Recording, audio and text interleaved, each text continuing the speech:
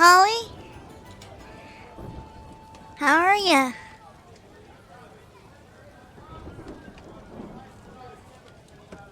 It's been a little bit, as you know.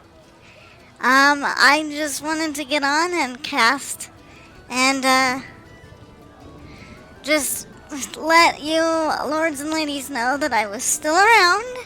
I know it's been a minute since I was on last. And as you can probably hear, the hearth is oh dear. Okay, hold on. I don't know. Hold on. I guess I can. I can try to fix that really quick, or do you want to fix it for me, Collie? I don't know how that happened. Thank you, dear. I don't know what is going on with that, but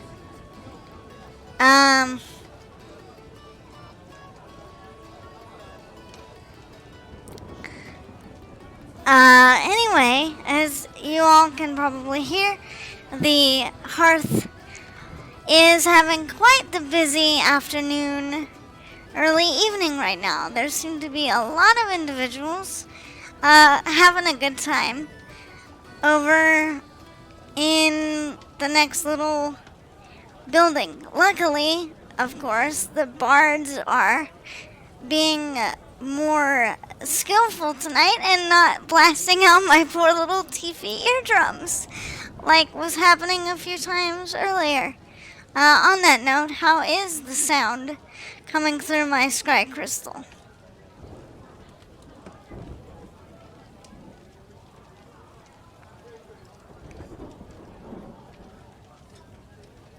Hello, Destined! Good to see you. How are you?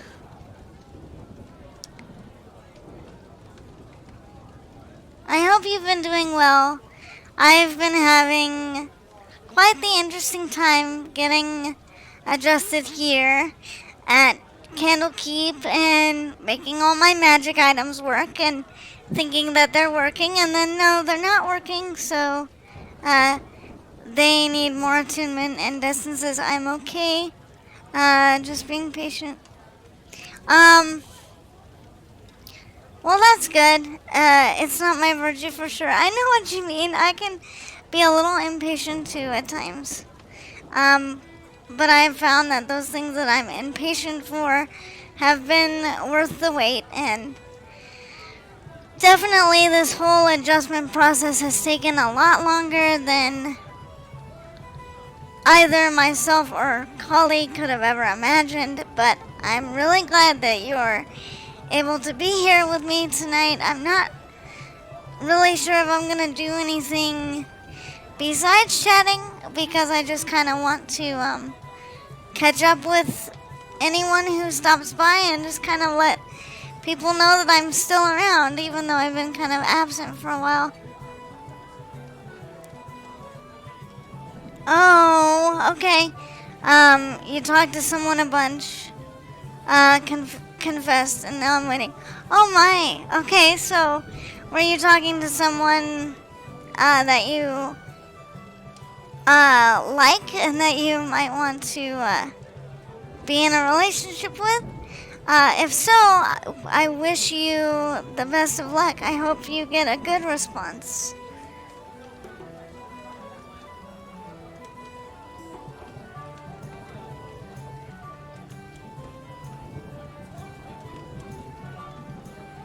Exactly, and they feel the same, but like, just waiting for timing. Oh, that's so sweet.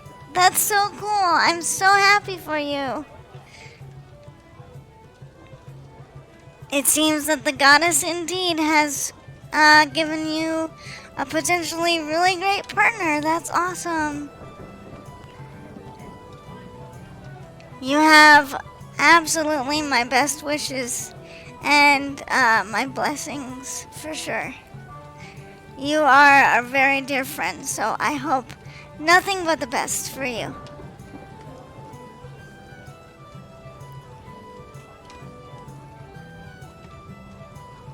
You are a stellar guy, so I'm sure this person will feel very lucky to have you. That is so great.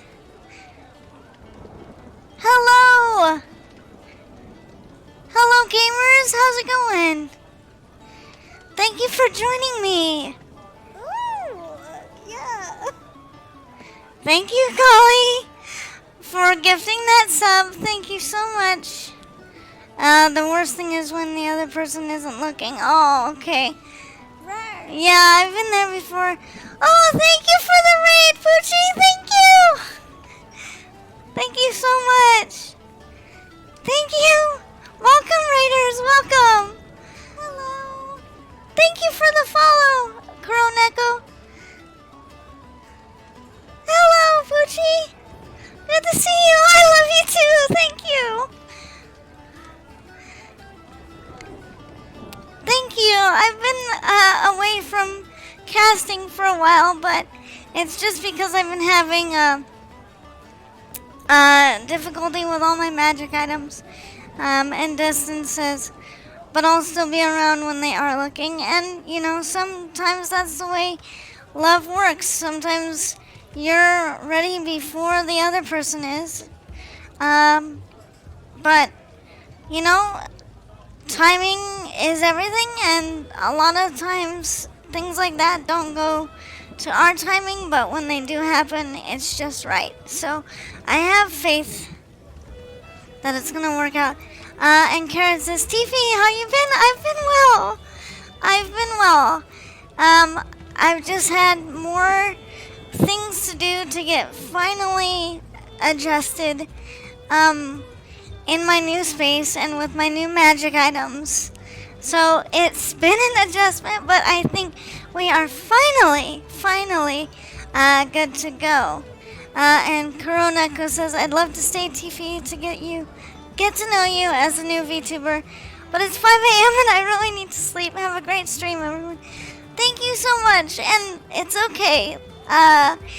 Getting good sleep is really important, but I'm very glad that you stopped by, and I hope we still get to know each other, and that maybe we'll catch each other on another one of my casts sometime. But I'm wishing you the best sleep and the sweetest dreams.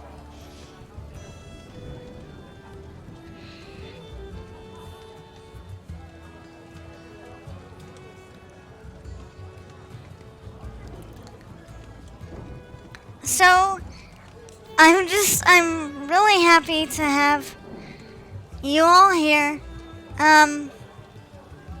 I really wasn't expecting that there would be very many of you lords and ladies able to join me tonight because, well, I don't normally do things on this day and time usually, but I figured since I had been gone a while, I thought this would be just good to get back on and get myself used to doing these casts again because I was getting a little bit rusty. So I really appreciate everyone being here.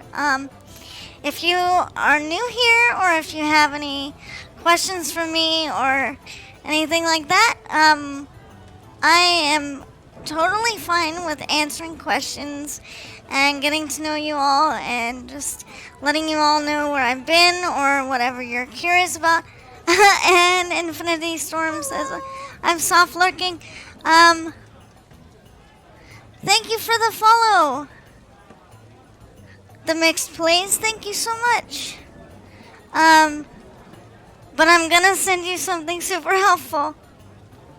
Yay! Well,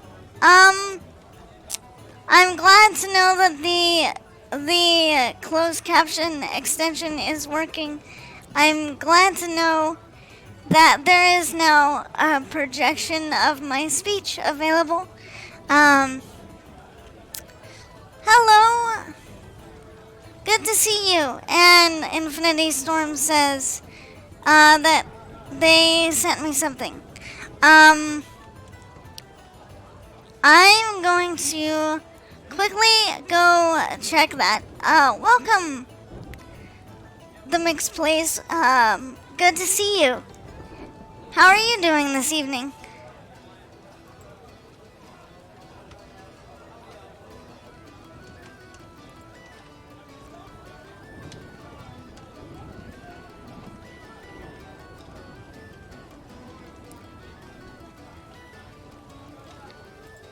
And Infinity, I saw what you sent. I will definitely give that a more thorough look in a bit. I'm glad you're doing well. All is well for me for the most part. As I was saying to the other lords and ladies here, I have had quite the time going through some adjustments in my location and also some new magical items, but now I think everything should be good, so I should be able to resume doing more casts like this and being more regular. So I'm really glad you could be here with me and with all of us tonight. So my goddess, it's been quite the journey for me. I've not only changed the kinds of magic items that I'm using, but I've changed location, and I've also, had some upgrades, as you will. I don't really know what to call them, but more things that I'm able to show and capture in my scry ball, let's say. So I've also kind of upgraded my ability to capture some of those things as it relates to me personally. So I'm kind of wanting to have the opportunity to show that off. But I want to do so in a way that's kind of natural, and so I won't spoil any of that. You will just have to be kind of curious, and there may or may not be some changes that I've made to what you can get with your Tiefy tithe.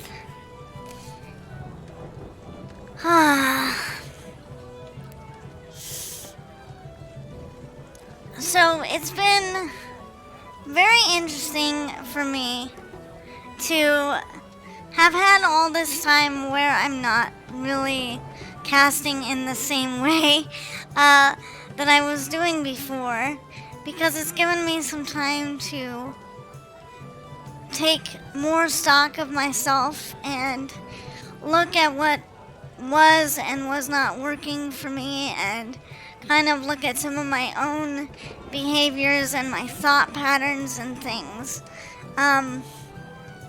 And I guess one of the big topics that I just wanted to be able to talk about, and I know this is going to be hugely nerdy, but I guess as a scholar and a scribe and someone who loves to read, I did want to talk about the story that I've been able to watch through my scry crystal over the last week and a half, and it's called Read or Die. It's actually based off a book series called Read or Dream, but the series itself is Read or Die, the television version. And Kali has been mentioning that I should take a look at that story for quite some time. Even before we left for Candle Keep. That was one of the things that he was kind of put in my ear, as it were. And so finally, after having gotten to Candle Keep, we were actually able to view some of it. And I am really glad that Kali recommended it because it feels like it's something that the goddess herself kind of put in front of me so that I could not only have something new and interesting to watch, but there are for me a lot of messages in that story, and a lot of characters in that story that I can relate very personally with. So it's been kind of a healing process for me to actually engage with that story. And Carrot says, I've heard much about that series. And a lot of people have had good things to say about it. So if you have not watched it, I would not now highly recommend that you do. I'm not done with the story yet. We still have quite a few episodes to get through. But I just want to talk about this in the way that is kind of meaningful to me, and I know that maybe other people don't really look at creative works or books or other things like that in this way, but for me, I feel like as a person, I've always been given the book or the story that I've needed when I've needed it. Essentially, it's almost like all the stories in my life that I have ever come across, whether those are fiction or non-fiction, they've been like a huge blessing to me. They've given me things that I didn't know I was missing, or they have given me the opportunity to heal or look at old wounds or parts of me that are torn, like pages in a book. And I feel like Read or Die, as I said, is one of those stories, mostly because there is a main character, author, along with these supporting characters who are the paper benders. In other words, a paper mage who can conjure things out of paper, whatever they need, whether that's a protective barrier, a weapon, a steed, an animal, a vehicle. These paper mages can do it all. And so a lot of people are aware of that story, Read or Die and Read or Dream, because of the paper mage element. That's what a lot of people I've seen focusing on is, oh yeah, the paper mechanics and the paper magic is cool, which, yes it is. In fact, as a wizard and as someone who loves books, I think if I had to pick a magic to learn or a school of magic to learn, it would definitely be paper magic. Because I feel like I have enough affinity with books that I would actually vibe with that in addition to being a writer. And Kara says paper bandages were the last ones I remember. I saw some of the show while at a friend's house. I haven't gotten to a part like that, but it doesn't surprise me. The amount of things they find to do with paper is unbelievable. And hello, Aiden. Hello, good to see you. Thanks for joining me. Sister Rose, hi. Thank you. Thank you for joining me. And Sister Rose says I'm about to head to bed, but saying hi. That means so much to me. That you would just come by, even if you're going to go to bed soon. Yes, I can wave. I don't always remember to do it, but I can wave. I think it's kind of a cool thing that at least for a little bit I can get one of my hands off my disc safely and wave. And then Kali says, sounds like a fascinating and flexible skill set. I wonder if some of the avowed here at Candle Keep would know of such techniques. Oh, I hope so. I mean, out of all the places, I would think a place like Candle Keep would have such magic craft.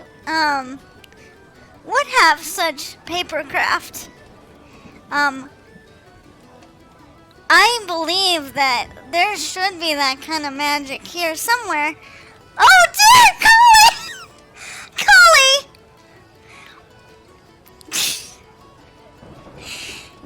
I see what you redeemed there. You redeemed put on your nightie. Oh my. Okay, well, hold on.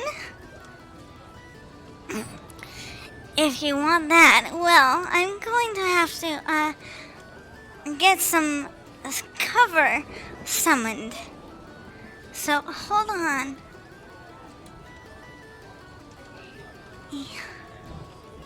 I can't believe you, Collie.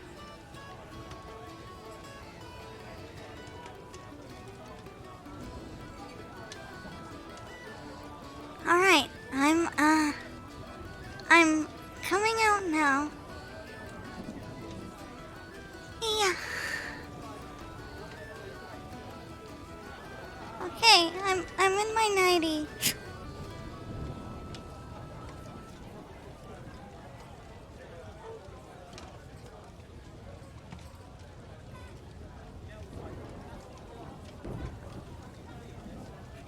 This is so embarrassing, but okay.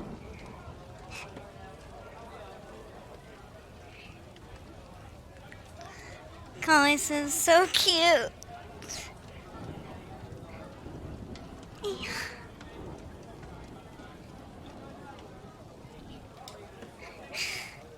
Yes, it is lavender. It's one of my favorite colors. I'm gonna try not to get too embarrassed like that. But, yes. So, this is one of the new, things, cute things, that I'm able to do now.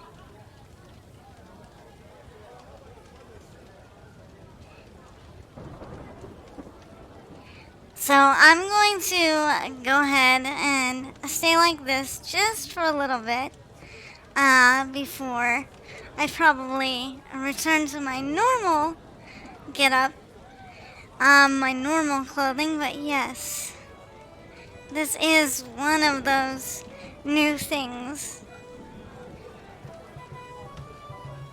My artisan friend Hatomono did an amazing job.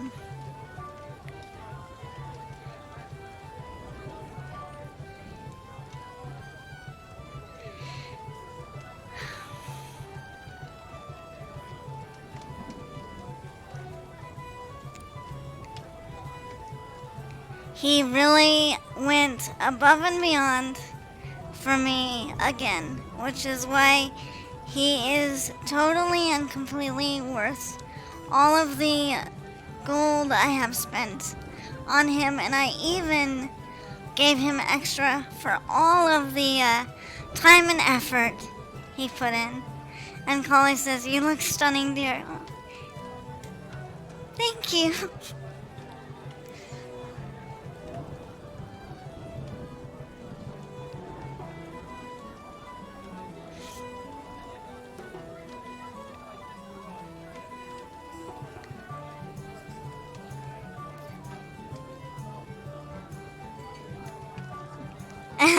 Collie says, eee, that blush. Oh, Aiden says, oh, this music, I've heard it around Dublin. That is so cool. I love this kind of music.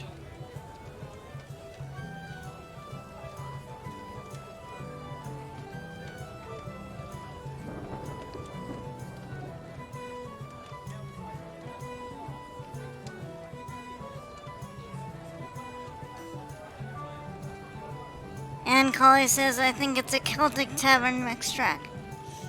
I think it is too. I'm not sure. I just picked it because it sounded nice, and I don't think that the wizards at Twitch are gonna get mad and silence me for it. But in all seriousness, Aiden, I really love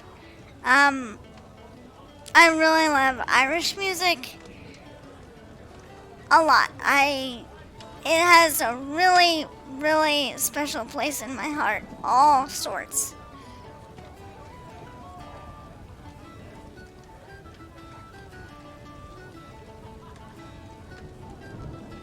I mean, I love music from all different parts of the realm.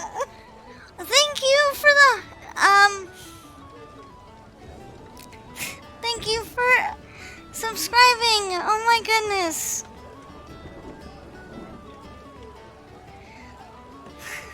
Thank you so much.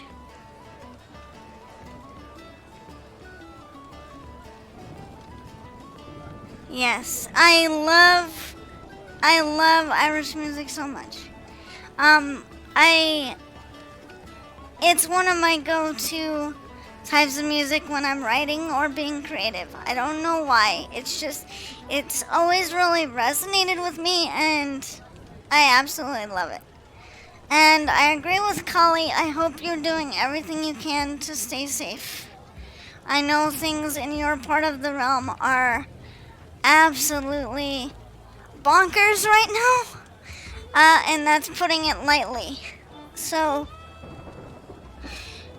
you have my prayers for safety and everything.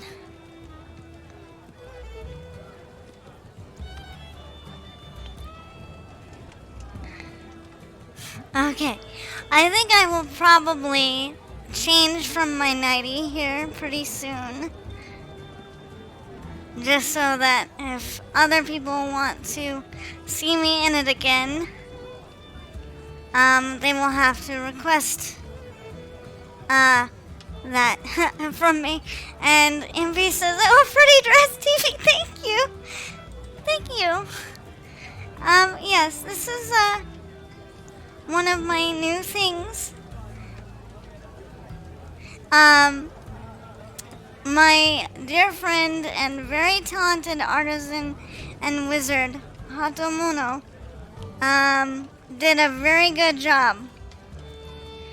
And he was actually doing his own casting magic, showing him working on this. So, if you didn't catch it when he was working on it, here is the final thing. And, hey Grim, how's it going? Good to see you. Good to see you. Oh, Collie.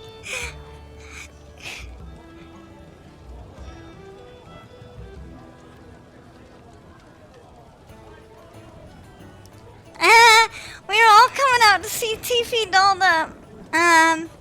Oh my goodness. Thank you. Aiden says, I'm planning to go out drinking with friends this weekend with mates, so I'm around people I trust and know I will be safe. That's good. And I think it's important to try to be social, especially with people that you feel are good to you.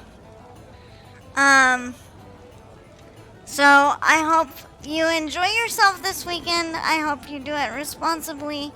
But I hope you have a good time as well. And Grim says, a bit sick. Oh no! I'm sorry to hear that.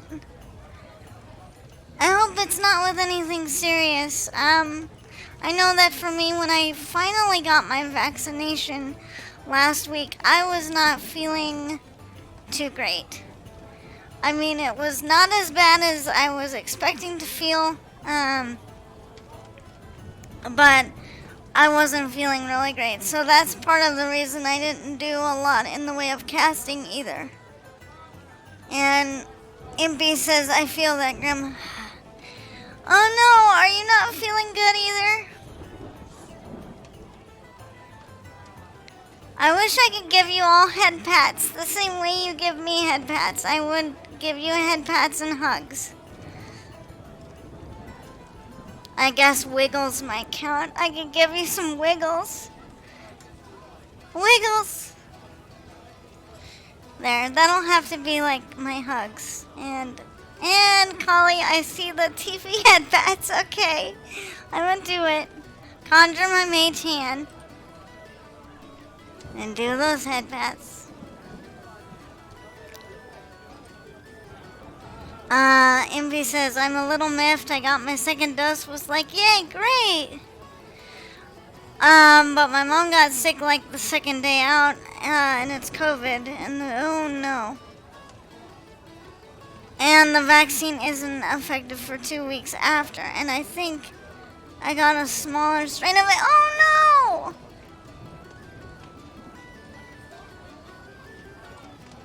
Oh no!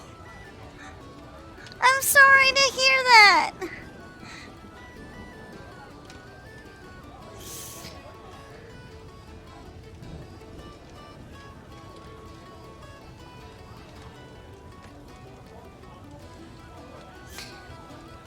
Oh, I don't blame you. I would be worried for my mama too. I don't blame you. Well, now you definitely are gonna have my prayers. For a speedy recovery for your mama. And also some protection and health and good vibes for you.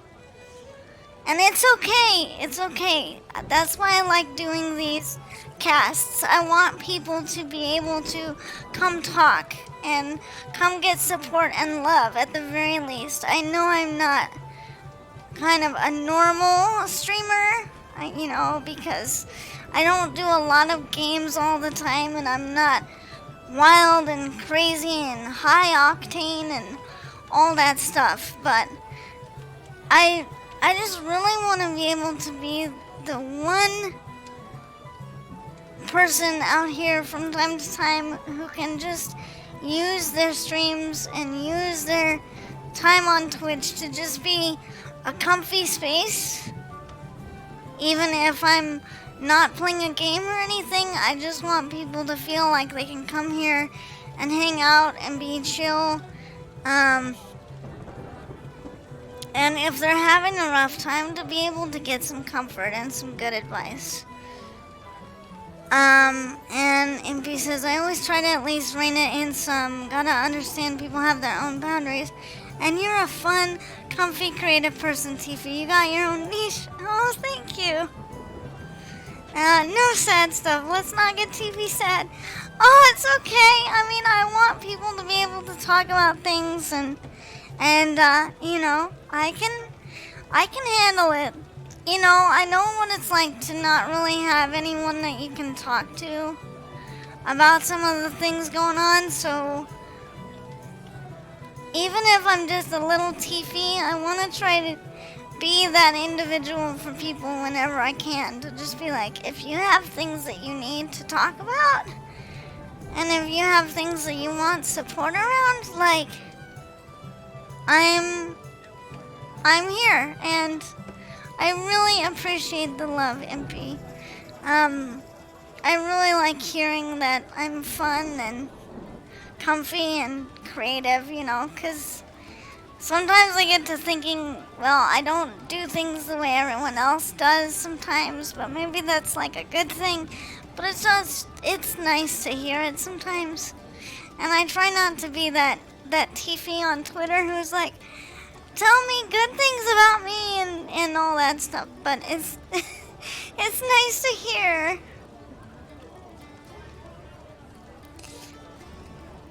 And Collie says, and Grim says, you're fine, Tiffy. And Collie says, you are a precious sweetie, Tiffy. That is your charm. Plus, you are soothing to the eyes and ears. Oh, thank you, Collie. Impy says, on the other side thing, with you as an amazing writer, Tiffy friend. You're reading the book from the VTuber Club at all. I am going to be starting that this week. Don't tell anybody, but I haven't started yet. but I'm going to start reading. Maybe even this weekend. But yes, I'm very excited. I finally got the book. In our courier service, so I am going to start reading that. And Impy says, I'm naturally a complimentary person. I like to point out nice things as I see them. And Grim says, everyone is different. And Impy says, you are so valid.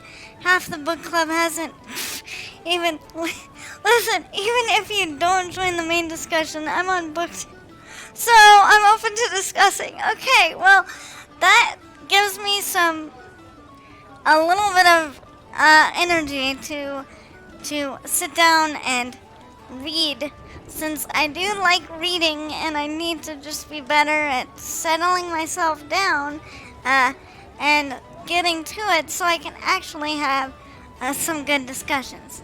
But on that note, I think I might change out of my nightie unless the rest of you want me to stay in it for a few more minutes.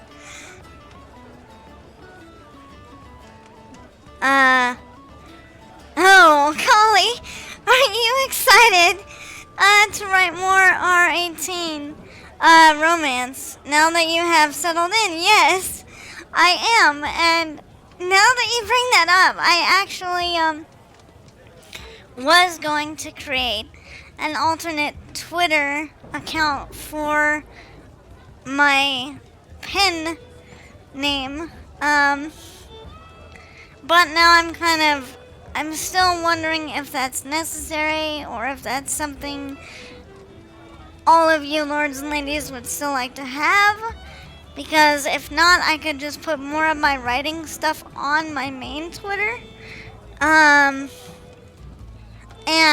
just do it that way. I do have an alternate account that I have started, but I'm not making it available until I reach 1,000 followers. So who knows? I might still open that. But I might just as well have my writer self on my main one, since I'm not gonna be doing everything like super lewd all the time, but I am gonna talk more about what I'm writing. And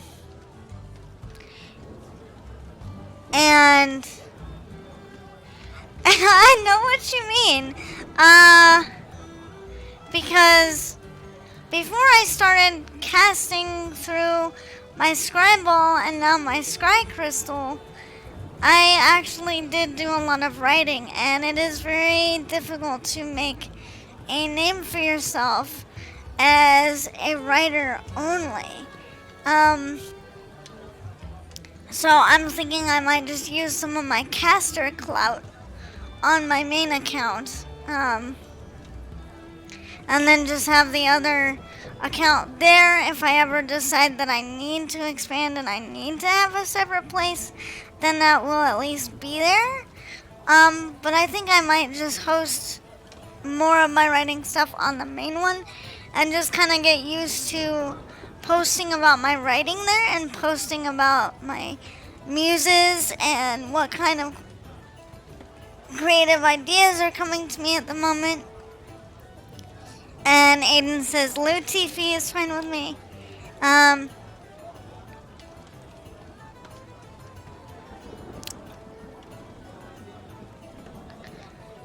Or more like account block anyone who might think about taking your name on Twitter. Well, you know, if they thought about that, well, I've got something to say, and I wouldn't be very happy about that. If they did, they might get a hex. But we're not gonna go there. We're not gonna dig out that face unless I have to go there.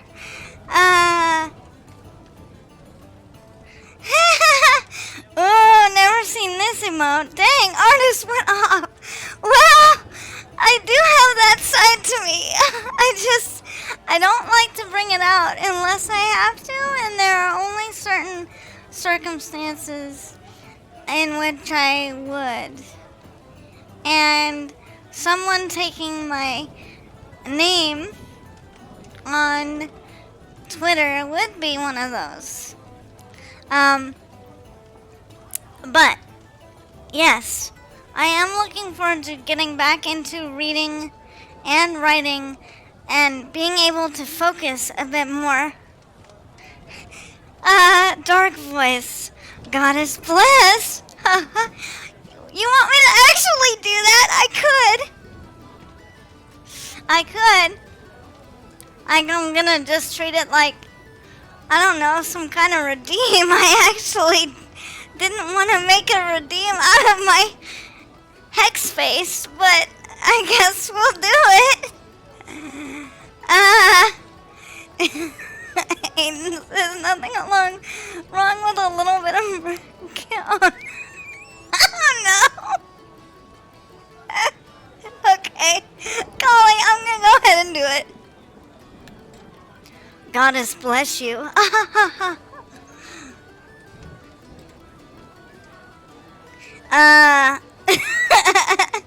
Impy is freaking out. Already prepped for spooky month, yes! My lawful good self is shaking a fist. Yay, I'm glad I did a good job. Somebody clip that, sure.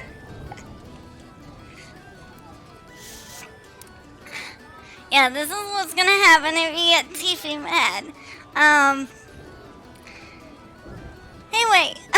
Where was I?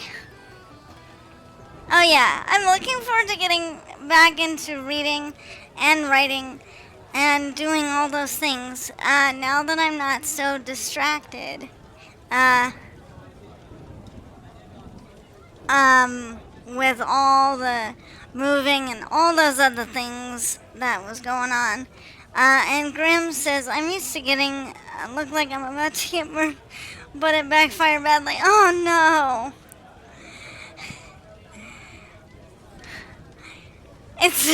It's amusing to me how the whole thing is just kind of following that tone now. But of course, I'm probably the wizard to blame there because I conjured that capability of mine. Impy says, I've missed reading books too. I feel you, Tiffy. I'm glad for the VTuber book club, even if it is a bit quiet right now. It is easier to read when you can live blog the experience. Yeah, and I think it's just, I used to have an easier time getting myself to focus, but with all of these kinds of changes and learning more magic and reading more magic books, it's taken me a bit to reorient and say, oh, remember that there are fiction books and there's not all this technical stuff you have to try to figure out and everything. And Collie says the casting on the crystal is super smooth now. Yes, it is. Thankfully, because of you helping me make all these adjustments. And Impy says adulthood makes it hard to just sit and read.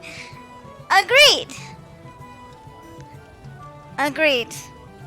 Because you have so many other things that is like, it's really easy to get sucked into what are the things I need to do today? What are the aspects of like daily life that need to get done? That when you're younger and you're living with your parents or you're living with people who handle all that stuff for you, you don't have to worry about that. And Impy says, I finally convinced myself when I was like, read a long fanfic and it's easy, I can do it. And that's good. I mean, I think that's what I need to do too. I need to just set a small reading goal for myself and go for that and don't worry about anything else. Because I think I've also gotten into a point where I just make things more difficult on myself because I overthink. So I need to be better at not doing that. And Collie says, makes me happy to have done all that work to help you. Aw. And Grim says, adulthood kind of sucks. Yeah, it kind of does. But there's some good things about it too. MP says, it's like trying to get attached to new characters, and the world is harder than a fanfic where it's like, I know most of these things already. I guess I could relate to that a little bit. I think it's the same for me as a writer. Because I haven't done as much writing as I would like to. I've kind of noticed that it's the same in reading now too. Is like, if I don't take time to get myself reacquainted with a muse, then it's really hard to get into it. So it's a catch-22 of sorts, where it's like I'm not feeling connected enough, so I don't write along the lines of the muse. But then because I'm not even leaving myself open to write and like feel out the messages and like feel out the imagery and stuff, then I don't connect to the muse. So I have a feeling that for me in reading, it's gonna be the same too. Like, if I want to get to know those characters and get into the story, I have to like push past this barrier of this book is new, this world is new, these people are new, I don't know them. And MP says, writing the first draft is hard, editing is easy, writing is hard. Yes. And I know that might surprise a lot of people who are not scribes and who are not writers, because that's actually, I agree with you 120%. As a tiefling who has also done editing work on her own work and other people's, editing can be easier in the fact that you're not creating anything new. You're just cleaning up what already exists. And so sometimes it's just amazing that like people who don't do a lot of writing are like, sure, just put things on paper. And yeah, it really is that simple, but it also really is that hard. Especially for people like me who have gone through some trauma around writing and around working with muses. It can be really hard to like get back into that, like when every time you pick up the quill, your hand is shaking. And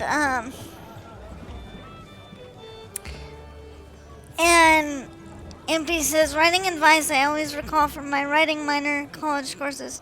You have to make this shitty first draft, and that's true. And don't feel bad, MP. It's okay. I'm okay.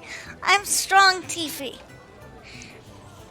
I've just had to realize, like, I'm letting that trauma and I'm letting that way that I learned to not relate with my muses or, like, my strength in being creative and being sensitive to these kinds of muses. I've had to learn that all the stuff that happened around that can be a source of strength because I still have that ability to write. I just haven't been because I've been dealing with clearing out all of those, like, those memories and all of those shadows and things that sort of get in the way of seeing the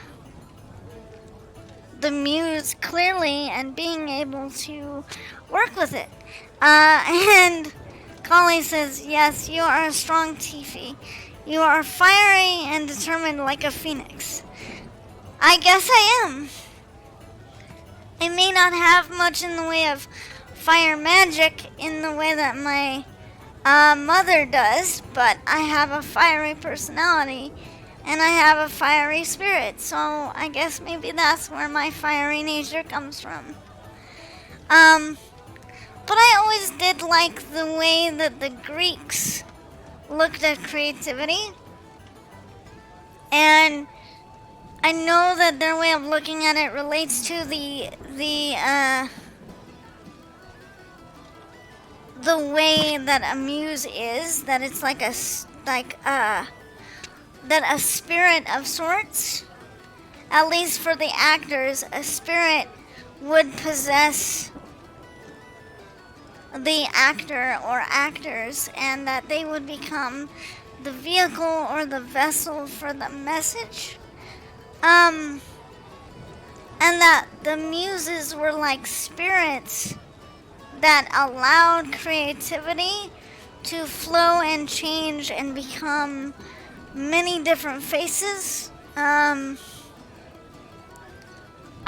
relate to that a lot as a writer, and I know that is a very unique way of looking at things too, but it's one of the reasons why I can relate to this bardic college that I've heard a lot about, which is the College of Spirits, or what I would call them, the College of Muses Bards, where they are actually sensitive to this creative energy and can channel it into the form of stories or into the form of tales that actually have the power to empower others. I think that's a beautiful thing, and I actually wish that that would come out of being unearthed arcana, and I wish that would become like true arcana, and that it would be an actual recognized bard college, because I feel like I've gone to that college without even deciding to go. I feel like I have a lot of things that resonate with that as well, so who knows, while I'm here at Candlekeep, I might dabble a bit in that as well as the paper mage, if I can find such a master. And Impy says, though I can't comprehend what you went through, I do understand the feeling of feeling out of it with your art form because of life. Yes. And Aiden says, Tiffy is a massive role model who surprises me to be happy the majority of the time that I see her, and has such a positive outlook on most things. Oh, thank you, Aiden. And Grim says, the way I was taught, if you mess up, it's not a screw up. It's only a way to figure out what you did. We'll just have to see what official book the Wizards of the Coast released that subclass in. They better release it! Those wizards better release it. If they're gonna release all these other books, I see no reason why they couldn't make that official. In fact, I may have mentioned it before, but that's one of the things that I was kind of hoping that they would have put in with Tasha's Cauldron of Everything, was that bard class. And Envy says, I'm such a homebrew kind of D&D player. I'm like official who? Yes, that's also us. That's also Collie and myself. As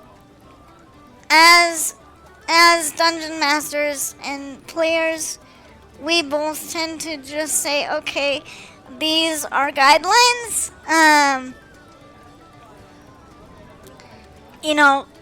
I like to go way outside the lines, and I like to do different things because I want them to fit the actual soul. I want them to fit the actual living being that this is supposed to represent. I don't want it to just be a caricature or just a flat archetype. I want it to be a unique soul that gets to be translated. And Collie says, Tiefy, College of Spirits, Muse Diviner, plus Paper Mage. Yes! Yes, I would actually say that is where I'm leaning to. Goddess willing, of course. I have no idea what that's gonna look like, but since I do have an affinity with scribing things, why not? I think it'd be interesting to see what will happen to me here at Candlekeep the more that I have access to an untold amount of books and experiences that I would not have at Brightlock Keep. Because I can tell you, even though I haven't been around Candlekeep very much yet, I can tell you that there is quite a different energy around here. I feel a lot of stuff moving around, so there might well be more than just a lot of books here. There might be a lot of muses too. Impy says, my first D&D character,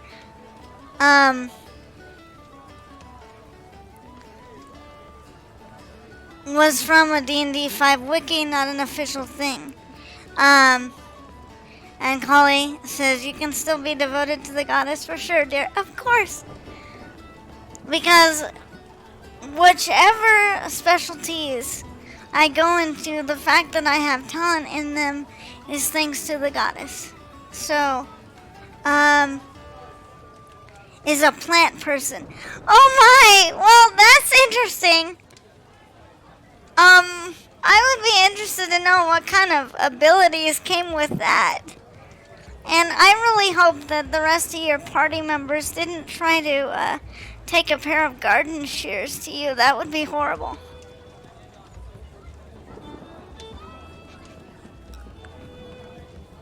Alrane? Is that how you pronounce it? Maybe even write some arrow in the goddess's name. Yes, for sure. I mean, I did say on Twitter at the beginning of the year that I was intending to do some of the goddess's work by writing some erotica. We pronounce it like Alraun, but I don't know the official pronunciation. Well, it's okay. Collie keep trying to prod some smut out of TV.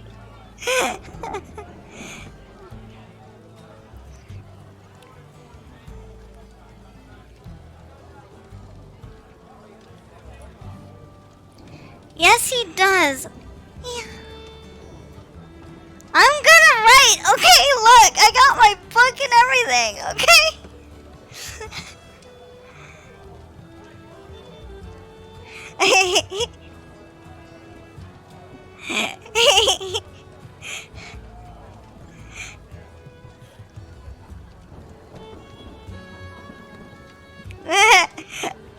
Oh no!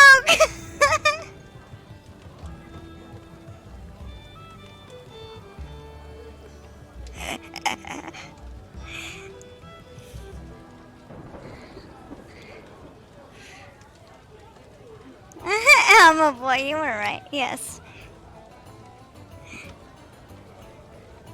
Okay, just check. Yeah, but it's fine. I do need a little bit of a push sometimes to do those things, especially because, you know, sometimes, you know, it can be a little bit difficult for me to get going on things. But on that note, I am hosting a raffle for a written story. I would still have that going actually because it is one of the things that I'm going to be giving away is a short story when I do reach 1,000 followers on Twitter. So it would be really lovely if I could get some shares of that raffle going on. Because that was something I've been waiting for a reason to raffle off, and it would be my version of an art piece. But because I'm not much of an artist, but I'm a writer, I thought, hey, why not do a short story raffle? And, do that for 1,000 followers on Twitter, which, as of tonight,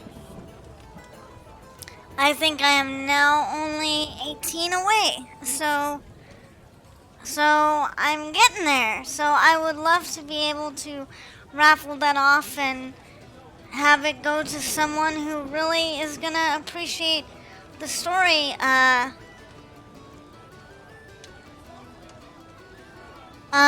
Tiefy, have you ever considered a stream using the, oh gosh, I forgot what it's called, the story writing AI?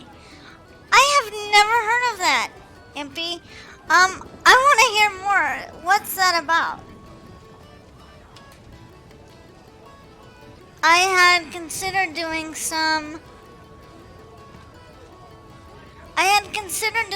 writing streams, but then some of my other friends were like, oh, well, we don't know if we would do that because we don't want people taking our ideas.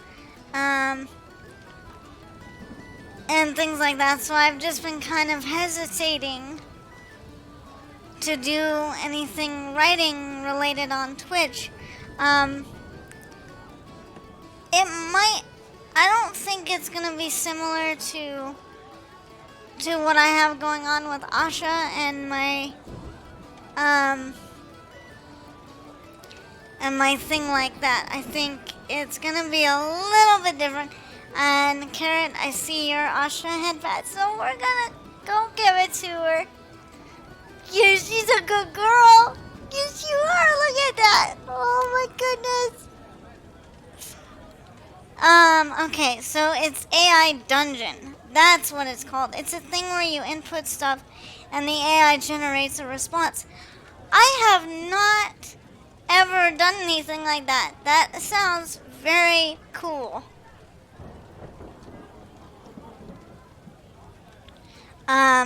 I would suggest trying it before a stream to get the feel of it.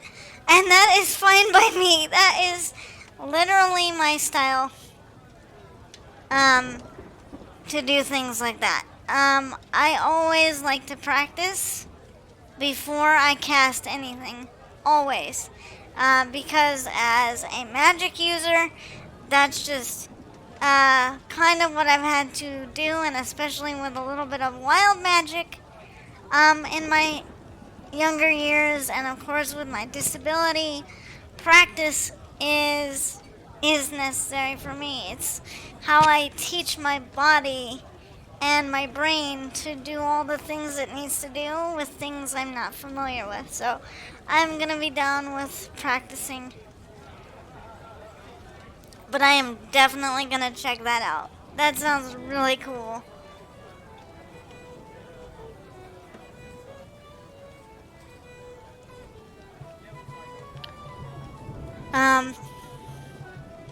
So I wanna get back to,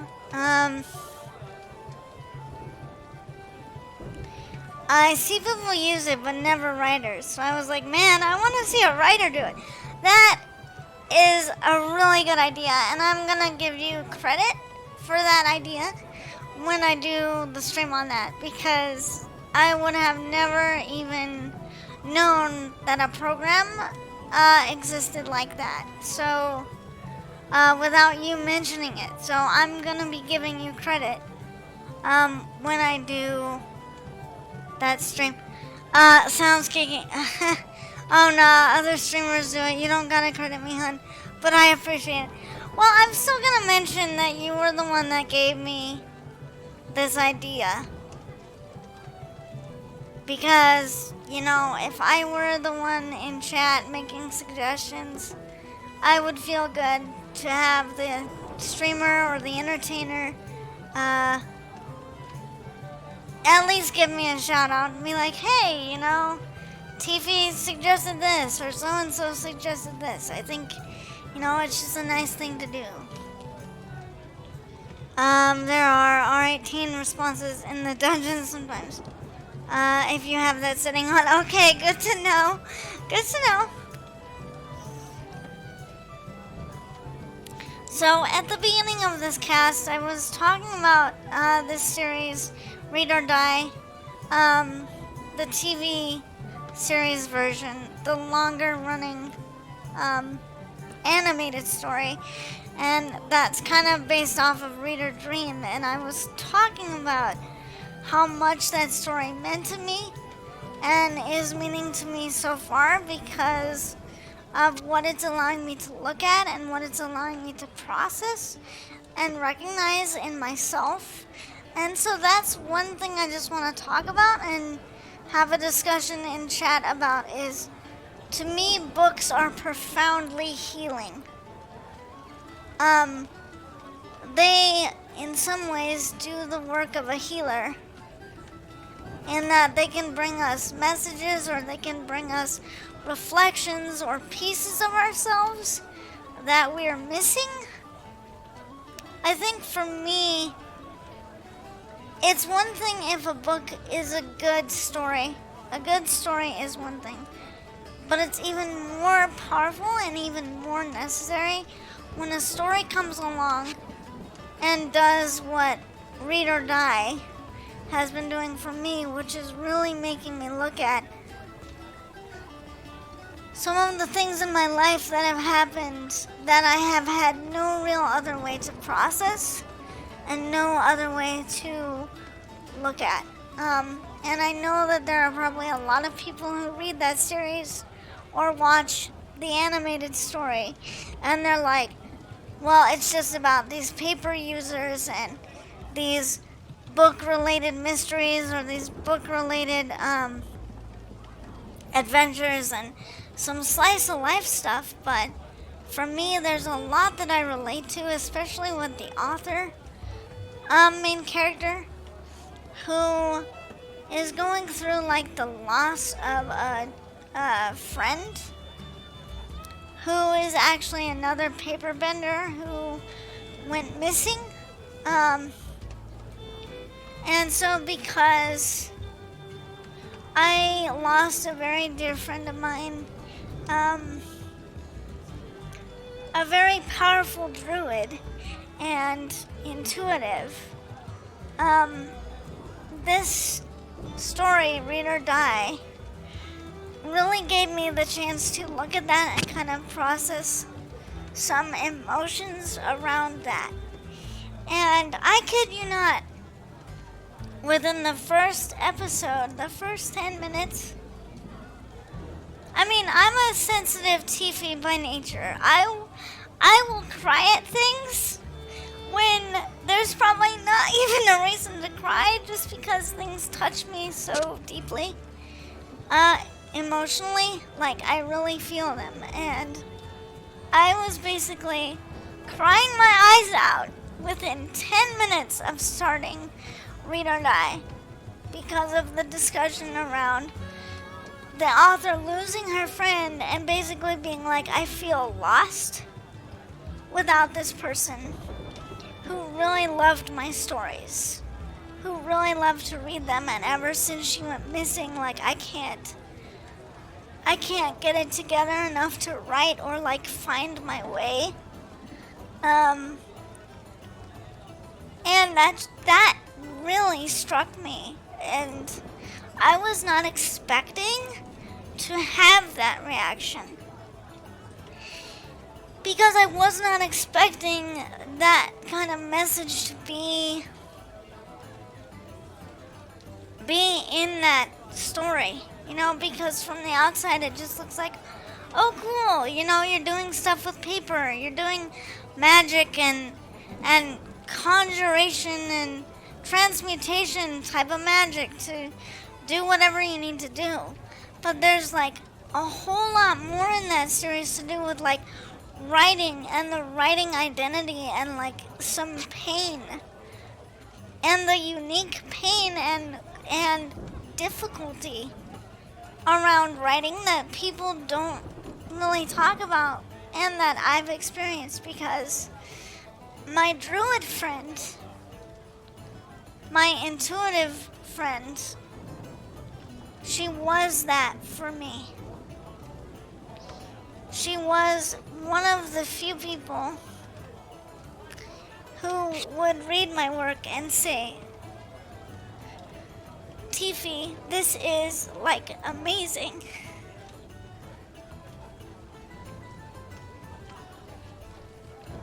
And you need to keep doing this. And so when she passed away, I felt like the main author in Read or Die, because I was like, well, without my friend there,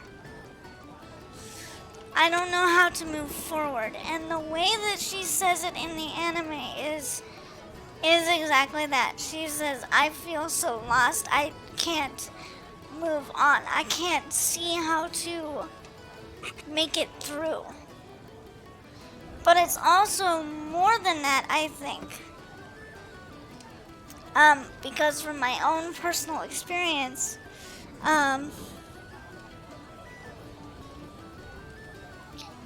it's not just like, I don't know what to do with myself when you lose someone.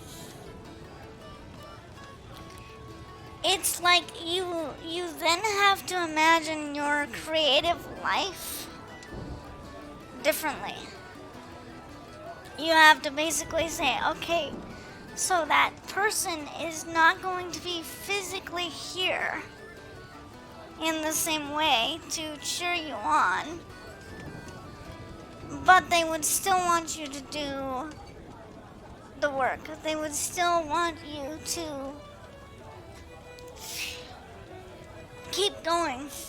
And so that's only one of the things in Read or Die that actually helped me deal with that. And Grimm says it's okay to be emotional. It shows how much you care for the person, and that's true. And I think that's why it's like, there's a lot of streamers who say, oh, I'm sorry for like crying or getting emotional on stream, and like I just did. And I often want to say to those people, what are you apologizing for? Why do you feel the need to apologize for having a heart? Like, I wasn't aware that just because you become a content creator or you become someone who's there for other people, that you're supposed to not feel things, or that you're supposed to not be genuine in that way. And so that series is really making me look at that loss, and it's actually one of the other characters, one of the paper benders, one of the sisters, who says, well, even though you miss them and they'll always mean something to you, you can't, like, you don't want to give up all your power and all your creativity just for that. Like, they wouldn't want that. And basically that was a powerful message and a powerful reminder, basically to say, there's that one person that you wanted that to be there to support you, and they're not able to be there. But I think it's also a good message, because later on in the series, she ends up finding a new person it's never going to replace her original friend, but it's another person who is just beginning to learn to love reading because of the author. So I think that's another powerful message too, that we are just beginning to uncover in the series from what I've seen of it in my Sky Crystal so far. And Impy says, my friend Glow has a similar story. Lost their best friend to terminal disease, but they were best friends and created so many stories together. Literally, her VTuber is the Utao she made with the friend. Oh, that's so sweet. That is so sweet. I want to be able to meet your friend. I want to be able to go be friends with them too.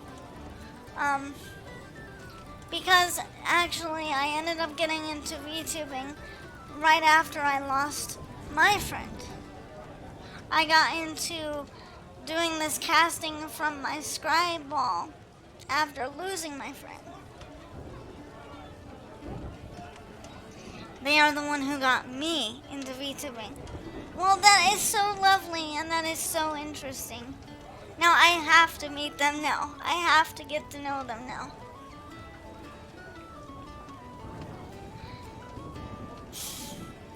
But I think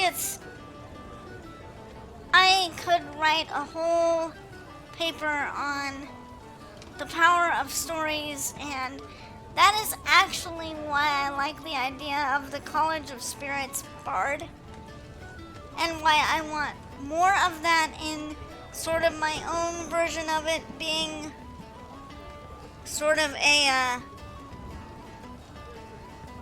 muse diviner, because they have this aspect in the Unearthed Arcana that says, okay, well, you can channel a muse, and by channeling a muse, you get a certain kind of story. But they say, oh, you can do it as an action, which is like 6 seconds. So, how can you tell a story in 6 seconds? That's going to be of any value. But aside from that, I like that this class is actually trying to say a story should have a physical effect, a gift of a sort that can be passed on to anyone who listens to the story. And Impy says, I'll DM you their Twitter. I will always promote their stuff because they are hilarious and talented. Mind time. 6 second stories, you know? Yeah, I'm sorry, but this Tiffy has never heard a 6 second story that she enjoyed and could work magic out of. Stories are powerful and always have been. Yes, and I want people to remember how important stories are. That stories really do give people courage. They give people hope. They can be healing. They can be restorative. And, you know, in terms of a D&D class, I think if you're going to just say, you know, tell a story in 6 seconds and you get a buff, I agree with you, Colleen. Make it a short rest. Make it the same as, like, any of the ceremonies that my mother or my auntie know how to do, which takes about an hour. Now, if I could roleplay telling people a story for an hour and say that gave people a buff, that would be wonderful. An hour, 10 minutes even. You know, just something to say, okay, this is why and how you're gonna get this buff. This is why and how the muse affects you in this way, and you get this attribute, or you get this aspect of something that you can do due to the story I told you. Like, for instance, you know, if I tell you a story about, like, friendship or something, maybe from that story you'll get bonded and you'll have advantage on when you're in battle or when you're trying to persuade. Like, you'll have a friendship buff or something. Oh my goodness, thank you for the raid. Thank you, Responsible Senpai, for the raid. Thank you, welcome raiders. Welcome. And Kali says, similar to the Song of Rest. Yes. So it could be like a story of, a story of rest, or like a story time thing, where you can give the buff in a bard way, like that. I think that would be cool for me to be able to do something like that, so that maybe that part of me is translated. But like I say, maybe the Avowed here at Candlekeep, maybe they know something about that. Maybe they have a cluster of bards here somewhere that would be willing to share those secrets even more with me. But again, thank you so much for the raid. And thank you everyone for joining me. I'm just here chatting about the power of stories and what I would want to be able to do with them magically. Kali Baba says, you excited to grow your magical abilities, Steve? Yes, I am. I'm excited to find the magic in stories and maybe learn a bit of paper magic. You know, in addition to maybe some other spells, if I feel guided enough to look them up in the library, now that I don't have to deal with my father, who has very specific rules about what one can take out of his royal library. I can do whatever I want. Hey, Bill, welcome! Welcome, it's good to see you.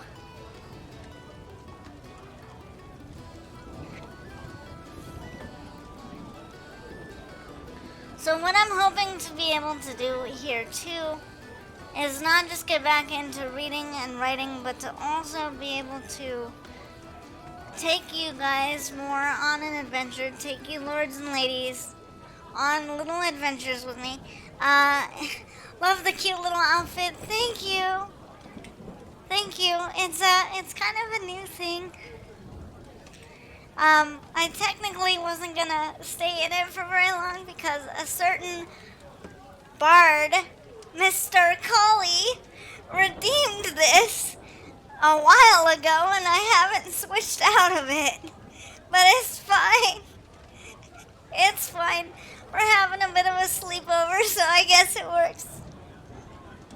Even though it's not really nighttime outside my window right now. But it's fine.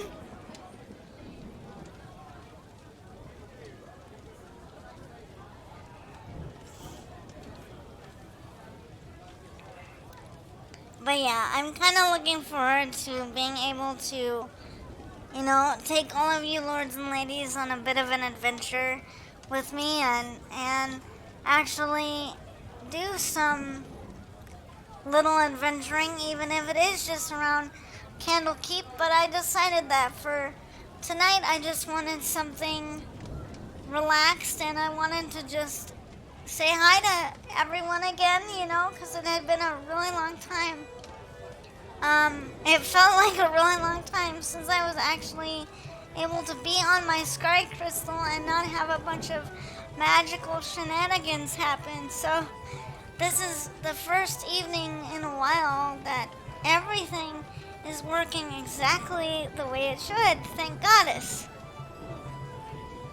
I'm glad to have had the cozy chat, but I'm going to head off. Tiefy, thank you so much for being you. Oh, you're welcome.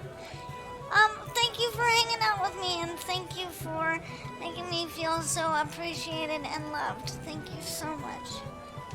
To you and to everyone who's been here supporting me along the way and who's been hanging out in chat, I hope you have a good night's sleep, and maybe you and I will catch up again very soon. Hopefully when I've actually read some of that book. Glad to hear the magic is in order again. Yes, because I was about to lose it if I had any more magical setbacks. Yes, indeed. Thank the goddess and Lady Luck for the much better stream magic. Yes, much better casting capability. So I did want to ask everyone in chat, what is the most meaningful book or story that you have ever read and why? And me too, for all the background assist. Yes, of course. Of course, you as my support bard. Hello. I would not be here today in the form that I'm in without my support bard. There's a lot, Sis Grim. Go for it. I want to hear about a few of them then. Because I'd love to hear stories about people's favorite stories. I love to hear about what those stories meant to people. Because as a writer and as a scribe, that's the most beautiful thing in the world, to be able to hear from people how a story has touched their lives or has helped them. Because that's why I became a scribe, was to help people, was to give them something magical and fun and exciting and emotional and complex, but also to give them messages and examples of things that could help them out of dark places.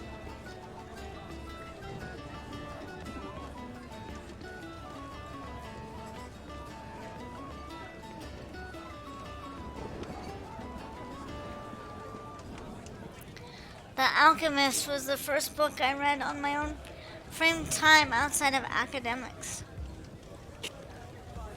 I think I've heard of that one, but I don't know much about it. Opened me to what adventure is. That is so cool.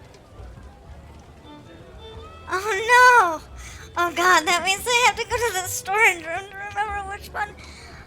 Well, don't trouble yourself too much over this, but I would be interested to just hear whatever story you can think of off the top of your head. It doesn't have to be like a really specific one, just go with what you remember. I don't want you to go to too much extra work.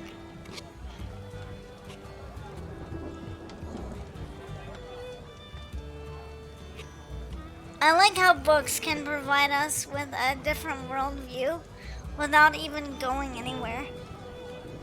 Which for me, because I've had a life of not being as mobile and not having as many social opportunities, books have been and still are one of the easiest vehicles for me to go out and experience different angles, different ways of being. Kali says, are R18 options allowed if they make you think? Of course. Of course, because to be honest with you, even when I do write more erotic stories, I don't just do it to write the steamy stuff. The stories that I have written and intend to write are exactly the kind that you mentioned. They are more adult titles, but they make you think. So yes, they do count. Because to me, it's not really about genre. People have this idea that, oh my god, it's because it has, sexy bits in it, that it's like not gonna be valuable. And thank you, Gumbo, for the raid. Thank you so much. Hey, Saint, thank you so much.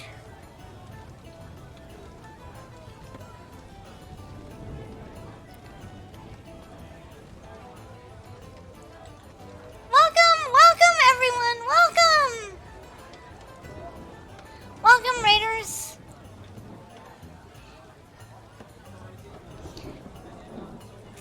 for joining me. So we were just talking about what stories we've read and mean the most to us and why. It is going very well tonight.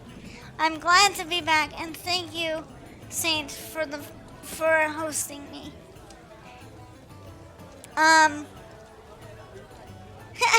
a sleepover with Tiefy. So we were just talking about what kind of stories have meant the most to us and why.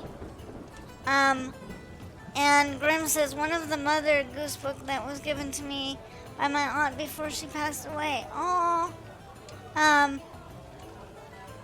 that I can understand that, not only because of who gave it to you, but also those stories can be very precious.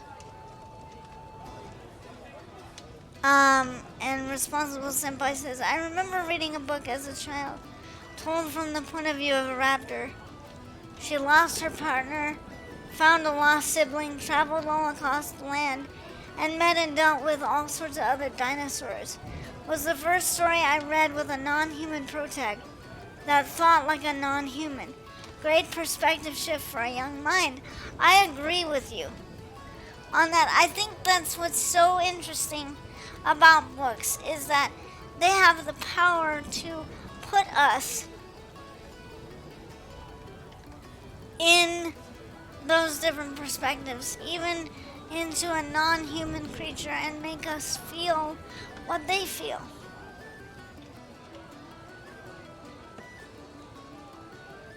Also,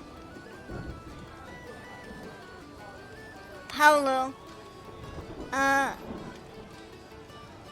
Coelho called Aleph. It's a self-insert into the author's train journey along the Trans-Siberian railway from Europe to the eastern end of Russia. Very cool. I have also heard of that author. I've never had to read their name aloud, so I'm sorry if I butchered it. But I have heard of them. And they seem like a very interesting individual. And recently I'm into Joe Nesbo's detective novels. I know people who also read that author. Our experiences with books are perfect, tied to our own imagination, not like visual media. We let our own mind paint the picture and play the sounds too, which is what I love about books, and that's why I like books that take their time to play with your senses.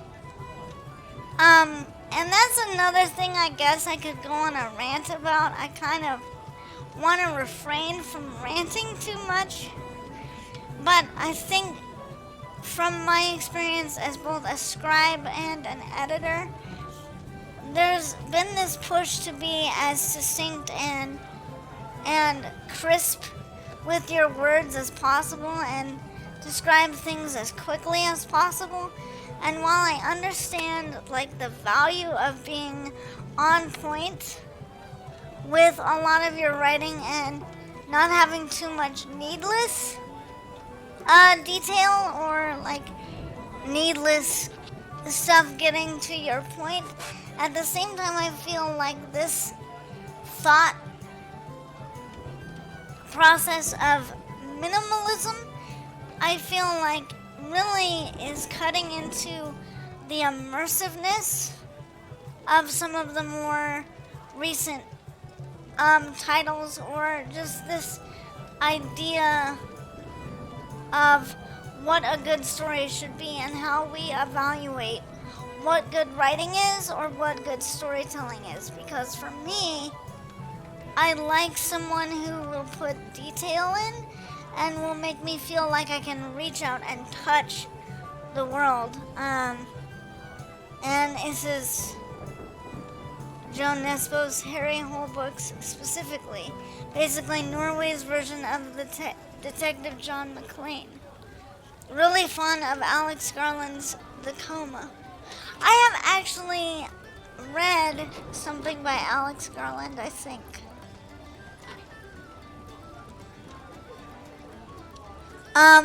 His writing style, if I remember, is very edgy and very illustrative. I think one of the books that I read by him, I believe, is The Beach.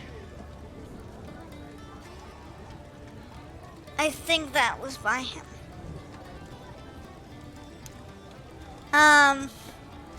He is a great writer. It's been quite a while since I've read that book. But it's good. It's got this very tropical but very creepy and very mysterious and very stressful vibe about it, and it really paints this picture of, so you think you're going to an island and you think it's gonna be nice and it's gonna be paradise and it's gonna be this escape from the tourism aspect, and it is, but then you end up stumbling into this deeper, darker world of like the black market and stuff,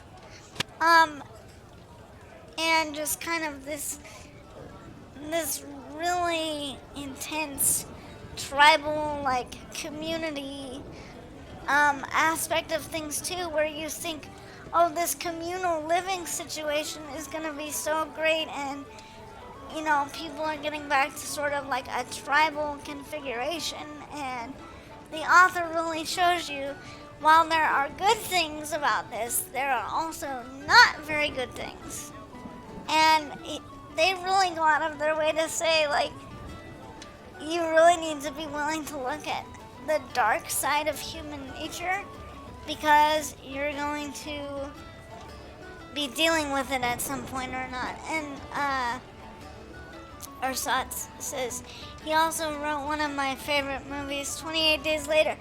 Oh, I didn't know that. I didn't know he had done the writing for that. I actually did watch that. And as far as a horror movie like that goes, I really enjoyed the mechanic of that and sort of the head trip that happens kind of near the end, but I don't want to spoil anything in case other people have not had a chance to see that for whatever reason.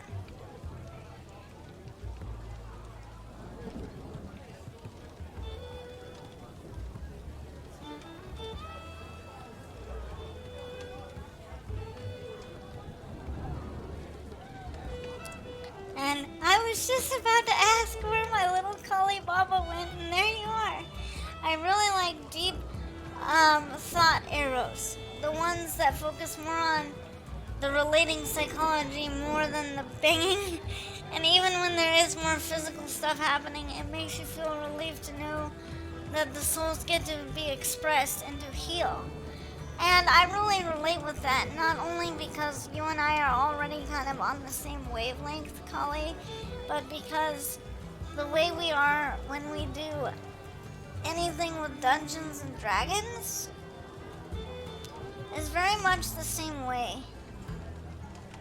Is that we may have more eroticism or more erotic type things that happen. Oh, the Giving Tree! Don't remind me of that one, but do, it's a good one. I still get teary and emotional over that. I think, in all honesty, that story is a good fable for a lot of different reasons. It's not only to show, like, the goodness in giving, but also the danger in giving too much. And that, like, a truly selfless person, or a truly selfless entity will give and give and give until they have nothing left to give, which is, if I were to do a more adult commentary on that, it would be, you know, I think it's wonderful that the tree is able to, like, give and give and give and do what it does.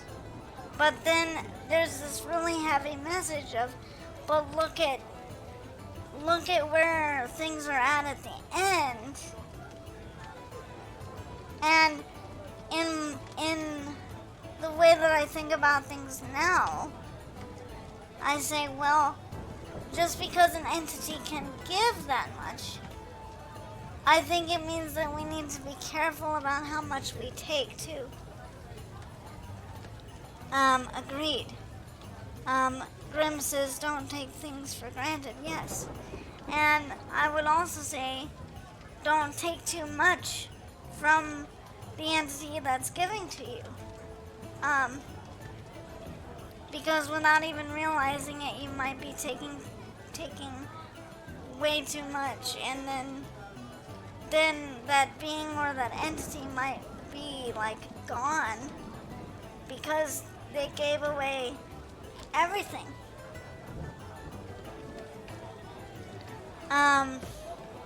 But see, I love the power of stories to do that, and I think the thing is, there's a lot of healing that can come from an unpleasant story as much as a pleasant one. And that's kind of my philosophy about creativity and writing and muses in general, is that there are no real bad muses or like, oh, that story is too dark or too whatever. I think that if the purpose behind a story is to heal or to illustrate darkness, I think that that book, even with an undesirable, let's say, an undesirable viewpoint or character or characters, I honestly think that if the story is written to exemplify that darkness, but also to give you a way through it, I think more of those books need to be given credit than they are being given credit.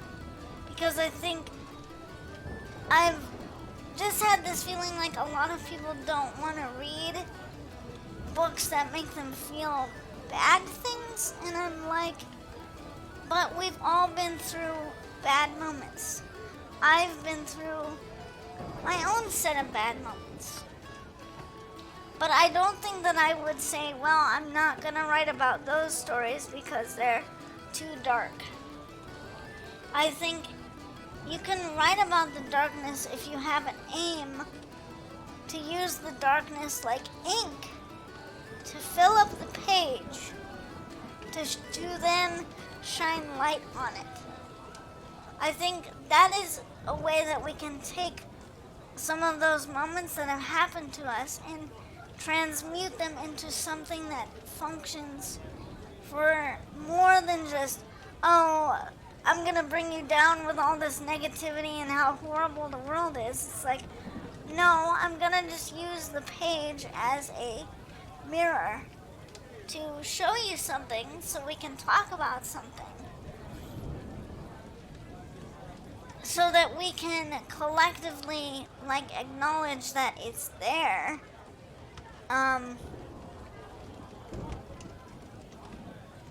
So that maybe something can be done about it instead of just locking it in the closet.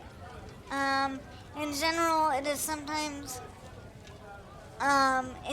feels that people don't want to confront bad things in media. I feel like some folks need to escape and some folks read to explore. Both are valid and interchangeable. I feel so too. I feel like both of those are certainly valid. And I have written things for both purposes. I have written things for people to escape into, and I have written things for people to think about and explore. I think for me, I want people, whenever possible, to have a balanced approach. Did you know that Bob Ross, Fred Roger, and Stan Lee both fought in a war? I knew that Bob Ross had. I did not know about the other two. But I find that so interesting that that these people that are so sweet and so kind have been through and been in the middle of wars and combat. I think that is fascinating, and I think that is also a testament to the human spirit. That we can go through a lot of hardship, and that it doesn't have to make us mean and hard ourselves and cruel. And Aiden says, I use my own personal problems to teach others on the effects of my problems. And that's a great thing to do. I think that all creatives in some way, I know I certainly do, I think all creatives do draw on their own personal struggles and the things that they've had problems with to try to teach others about those things that they have faced. Without necessarily making it so that no one else can engage in the conversation as well. I think that's why for me I always try to say I'm one perspective, but I'm not the one and only. And Ursad says, I think we can use our hardship for good. I think that we definitely can, and I think that I will be leaning on that more moving forward. I will actually be leaving myself open more to do that in my own writing, and maybe even in casting to Twitch as well, to just say, maybe instead of keeping all this stuff in and saying, well, maybe there's no value in it except me just getting over these things. I think that it would be good for me to just say, well, I can use more of my experiences to be there for more people who think that they're alone, or who think that they don't have the space or the right to express what's happened. And Kali says yes. So long as we transmute them and educate others while doing so, yes. Kali, bravo. Could not have said it better myself. Anyway, did you also know, says Grim, that Bob Ross had a fan walk up to him and said that he loves his painting, but he couldn't know what color because he said he was colorblind. So Bob Ross asked around and painted some art. Some of his art for the color blind. That is so awesome! I didn't know that. Yay! Disability support. That is a real artist and champion right there. It actually makes me want to look up that stuff and see what he did for that. I'm not surprised, because Bob Ross is a hugely sweet being, and I am sad that he is no longer on this plane, but he is a sweetheart. It does not surprise me that he would do that for some of his fans who were colorblind.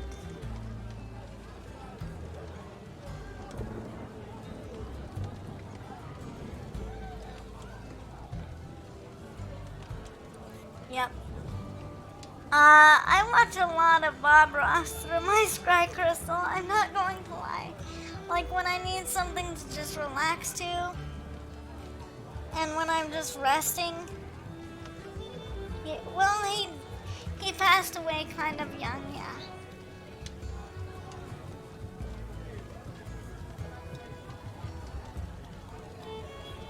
Which is sad. But at least while he was on this plane, he did a lot of good work, and his work is still touching the lives of many people today, which is kind of what I want to be able to do in my own way as a VTuber and a writer, Even if I never become like a Bob Ross in terms of how many people know about me, I want to at least have people say, there once was this little Tiefy, and there was this writer, T.W. Brightlock, who did and said all these things, and because of her, I am able to do and be all these things. And Grim says, for protection of Bob Ross paintings, they were all taken down for prevention of fraud. Aww. That's also kind of sad, but I understand that too. Because there's a lot of people who do unscrupulous things with other people's creations, and it's a terrible thing. And before I got into casting through my Scriball, I actually had to deal with individuals who would do that with some of my creative works and things, and it was just terrible. I don't think I have ever felt as strong of a negative emotion as I did during those times. And Aiden says, people are sometimes scummy pricks. Yes. And it's oftentimes because they haven't dealt with their own shortcomings or their own dissatisfaction or just their own misery, I guess, that they have to go around and make other people's lives miserable. And I just don't understand that. And you know, even though I've had some pretty crappy things done to me, I try to be the kind of individual and the kind of tiefling who doesn't just go around giving out to other people what she got given by people who were incapable of being decent.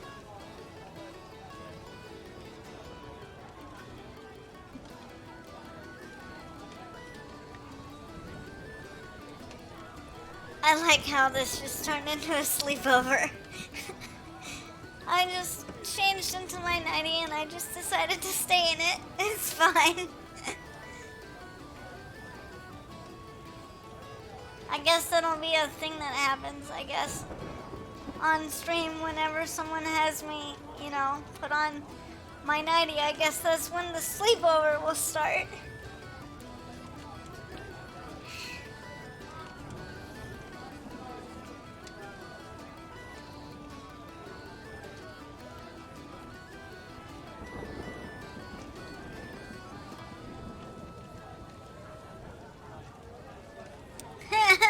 Sleepover, where's the cookie?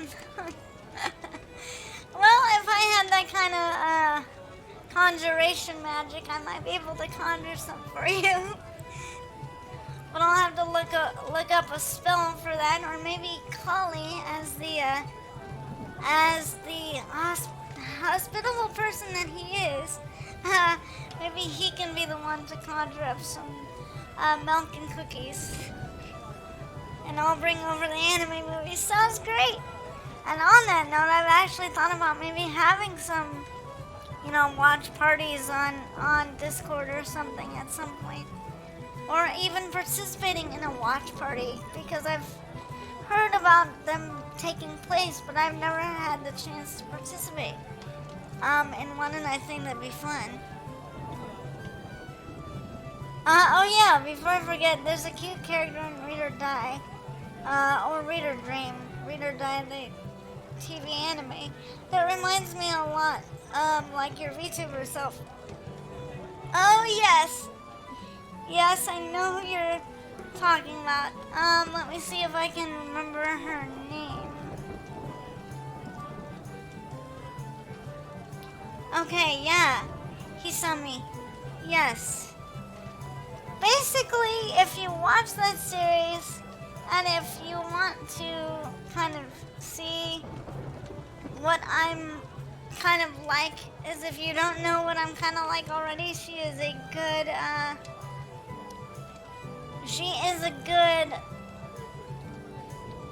representation of me.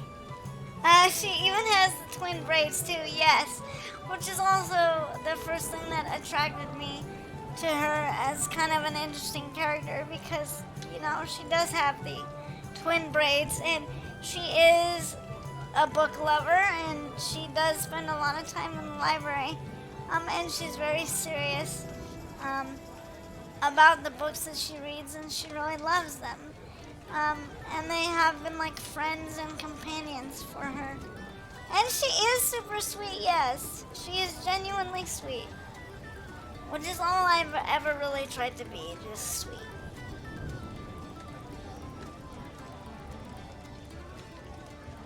Watch parties are good. I never really watch them because time zones, or it's an anime that I don't understand, but I've watched a few. That is cool. That is so neat, Aiden. That really makes me want to at least participate in one to kind of know what they're like. Because I think it would just be a fun reason to hang out with some close friends and watch some stuff and just kind of hang out. Perhaps you can host one TV for your disability group. That would be cool. Yeah, I was just thinking that. It's like, oh, I could do one for my VTubers with Disabilities group.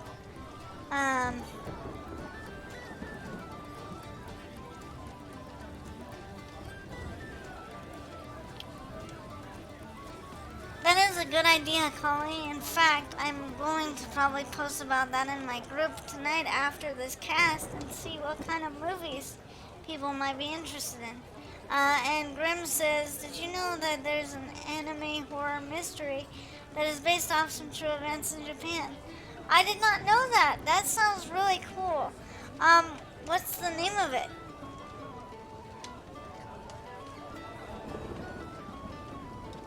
Also, I am going to take a little bit of a hydration break here for a second, so if you hear me drinking, that's why.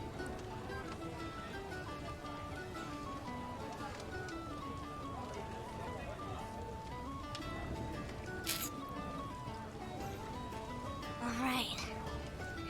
Nice and hydrated. Oh.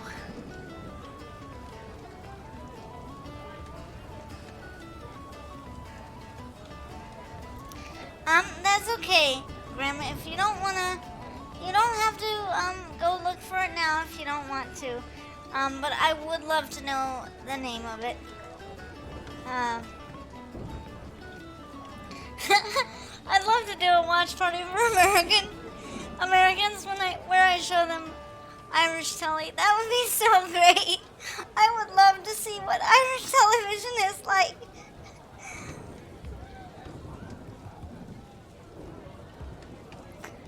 It may sound weird, but I do like to watch TV from other countries and other parts of the realm. I really do enjoy it. I don't know why. Maybe because I'm a language nerd and a culture nerd or whatever. I just really enjoy watching things from all over the place. Right now, there's a manga one. Nice. I'm gonna have to figure out what that title is, or would love to hear more about it from you when you can look it up, because I'm always on the lookout for some mystery and horror too, if it's well done. I don't really like the things that are just gory for like the sake of being like shock value gore, but if it's really integral to the story and it's like kind of a meaningful way that the tension is brought across, I'm all for that. And I guess that would just be my major philosophy about writing and creativity in general, is that I try not to be judgmental when it comes to genre or like subject matter, because I think there's room enough in the world for all kinds. My only requirement is that it's meaningful and done in a way that is respectful and cognizant and aware of its subject matter and the ramifications of its subject matter. Instead of just being like, oh, it's just gonna be gory because I can.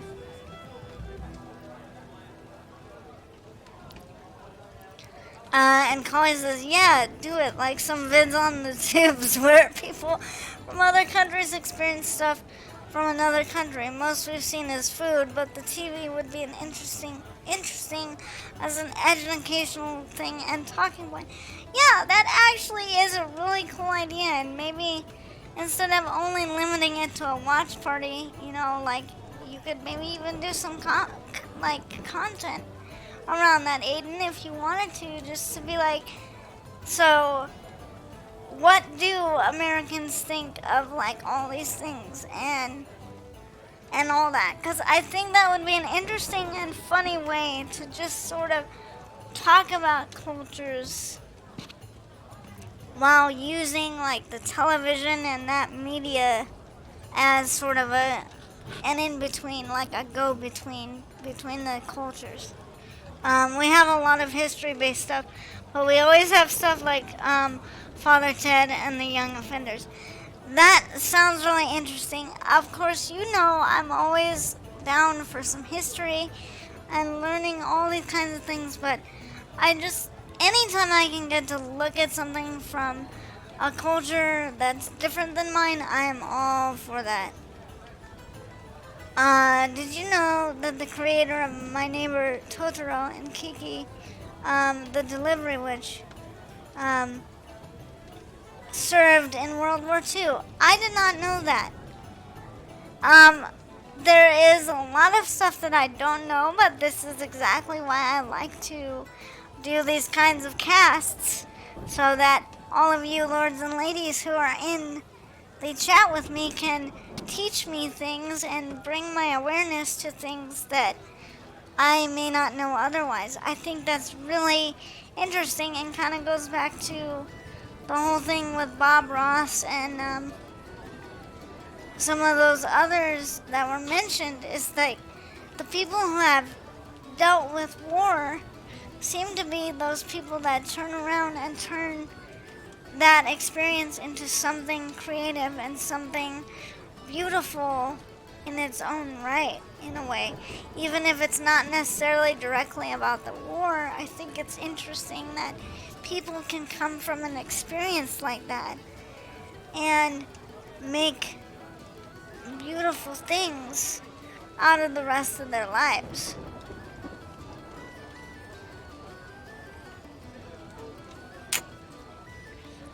Father Ted is an Irish comedy on priests, and it is sometimes mocking of their own religion and stereotypes.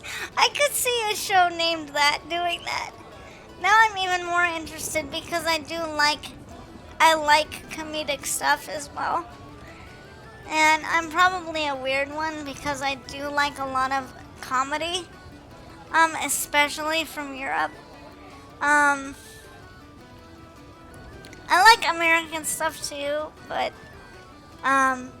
things like Monty Python, I know that's British, but I'm very sure that I would love some Irish, comedy as well. Ooh! All seasons are free to watch on YouTube. Okay, I know what I'm pulling up in my Scry Crystal later.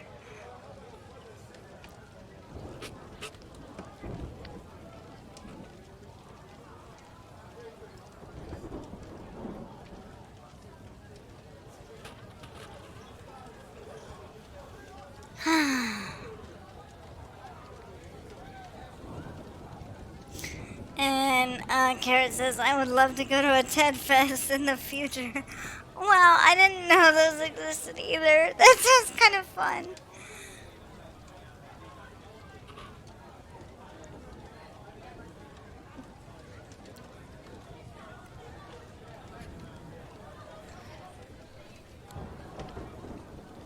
I think there's a lot of things that people would love to go out and do if we ever get this pestilence under control.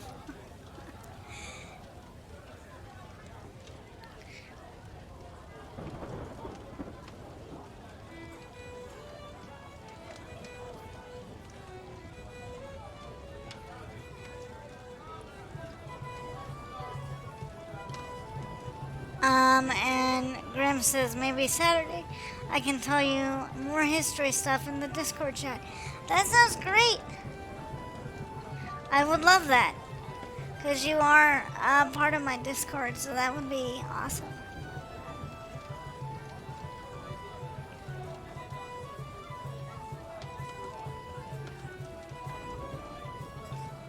The writers of Father Ted also wrote the IT Crowd. Cool, cool. I have not heard of that TV series, but I always love it when writers that I recognize and writers that have worked on other kinds of things also work on another kind of story or program. I always really like that because then I know the writing's gonna be good and I know it's gonna be funny and I know it's gonna be like everything that I'm hoping for.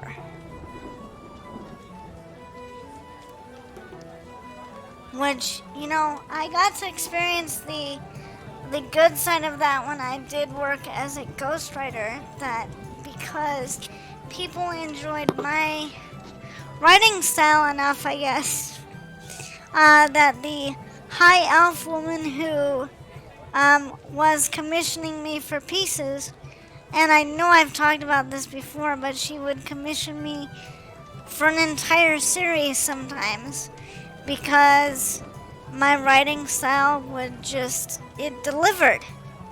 And so it got to a point where even though she had other writers to give work to, she wasn't giving them nearly as much work as she was giving me because she said, well, Tiffy, I know I can trust you to write this the way it needs to be written. I know that you will automatically take something that isn't working and make it work. So I kind of have my own experience of being able to be that quote same writer on different projects or different kinds of stories, even if I was never necessarily given credit for it. And Aiden says, the one movie I really loved was In the Name of the Father, which was based on the Guilford 4. That sounds very cool and very interesting. I would love to hear more about that movie because I don't know anything about it, but I would love to learn about it.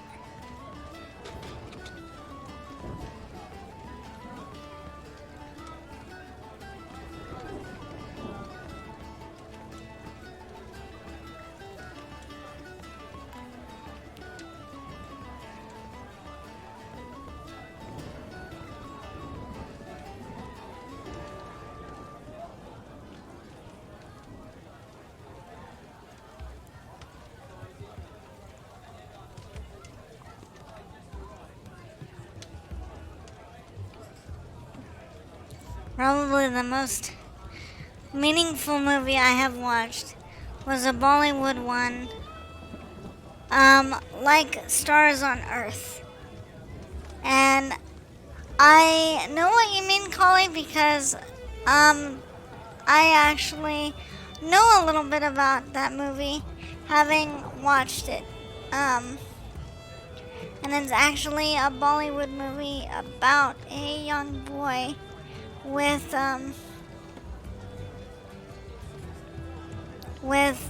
Asperger's, I think,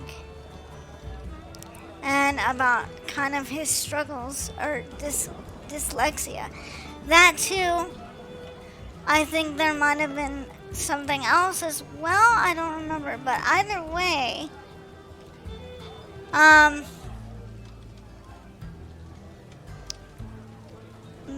I can see why that would be a very meaningful story.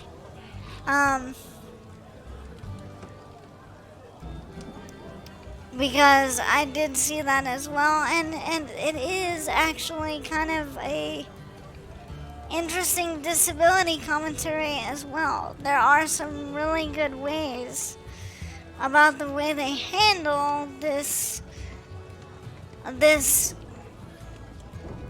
discussion of processing differences and how the main boy isn't dumb or lazy or all of these things that he's being called, by his parents and his teachers, but that he's actually struggling with. And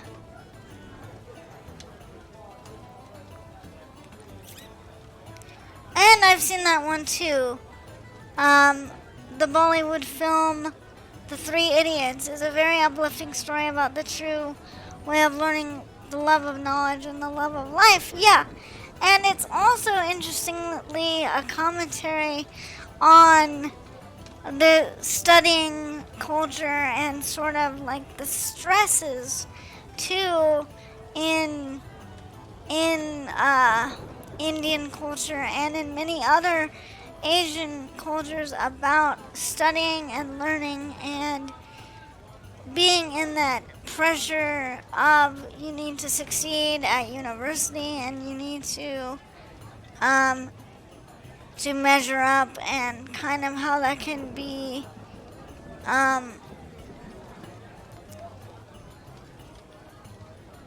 kind of harmful and actually get in the way of like these other aspects of life. And he has a quote here, Carrot does. We're in university, not a pressure cooker. We learn and live, not work like factory workers. Yes. And Guildford 4 was a bombing in England by the IRA, which was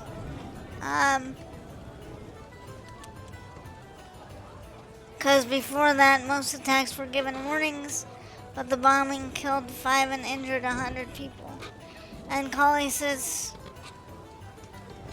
well, and I could see why then that movie would be very meaningful. And that actually might be one I would want to watch for the historical aspect of it, for sure, Aiden. And Colley says, my name is Khan, is also good too. Yes, it is. That one at the time was a commentary around some religious matters too, and the perception of people following Islam specifically, and the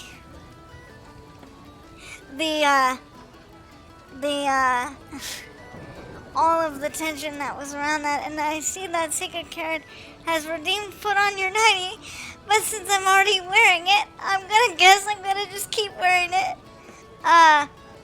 Or your regular attire. My younger family are here. Oh, okay. Oops. Right away. Okay, let me put up. Whoa, not that one. Let me put up my screen. Yeah. Let me change. Okay, I think it should be safe for me to come out now. Okay, there we go. Oh my! Okay, on the big TV. Oh dear. Okay. Okay, I should be back to being put together now.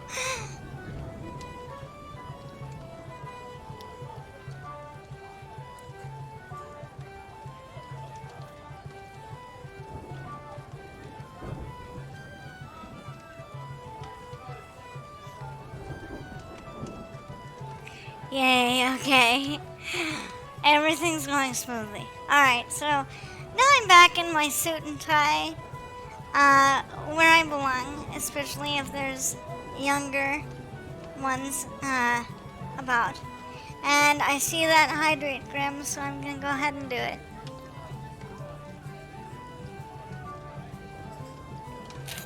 Not a problem, Carrot. Thank you for letting me know to do that. It's very important for me to take into account who else might be watching this cast. So thank you for letting me know. I really appreciate it.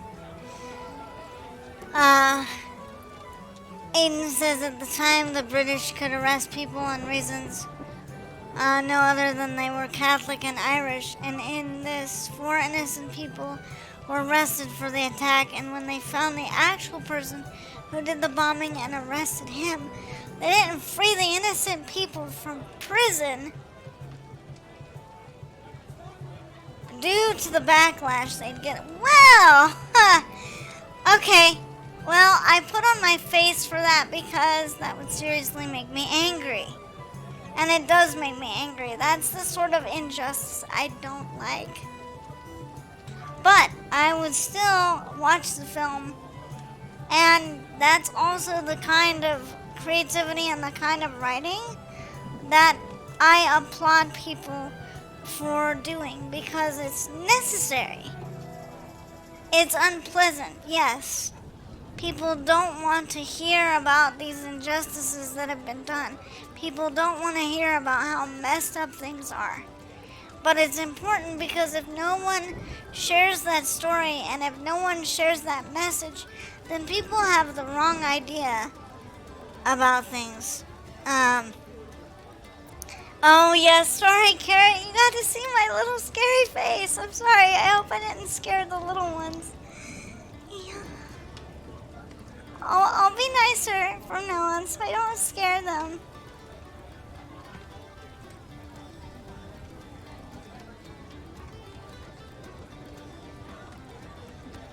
The prison sentence was 25 years, but the original judge said they should be hanged by Her Majesty. Are you kidding me? That's horrible. But again, a good reason why someone needed to have told that story and and was honest about what went on, because if we all just have this idea that, oh no, like people who are supposed to protect us, oh no, they wouldn't do that. If we just fit into that narrative, then we are running the risk of turning our awareness away from things that actually like that need to be dealt with. And Ursat says, hey Tiffy, I'm gonna leave a little lurk for now, but I hope you have a lovely rest of the night. Have a good one, everyone. I enjoyed my stay. Well, that's so sweet. Thank you for joining me, and I don't mind if you lurk for a while or have to go and do some other stuff. I just appreciate that you've been here with me for a while and hanging out. And Infinity says back, and Grim says, all scared them, grr. I just hope I didn't scare anybody by putting on that face. I'm sorry. And Infinity says, I decided to work on some grinding on Terraria as a reward for not dying at the gym today. Yay! Yay, that sounds like a good idea. And okay, let me catch up on here. And King Kobo says, I'm back in black. Hi, Kobo. Hello, welcome. Welcome, good to see you. It's been a while.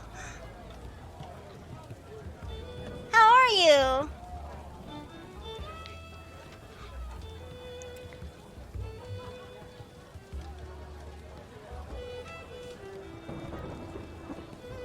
Yeah, you missed the spooky Tiffy.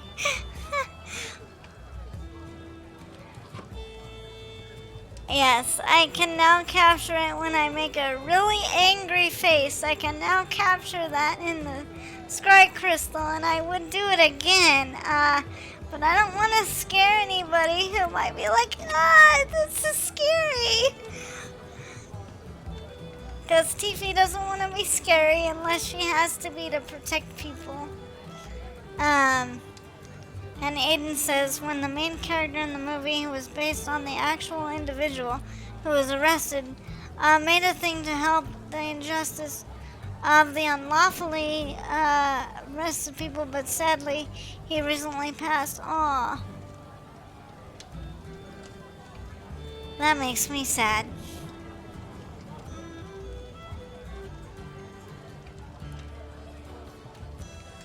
But again, I'm happy that someone made that movie, because I think from what you've told me, that is a story worth sharing. And justice, if you haven't figured it out, by now. Justice and injustice are big issues for me. And I know that kind of makes me a little bit of a fringe VTuber.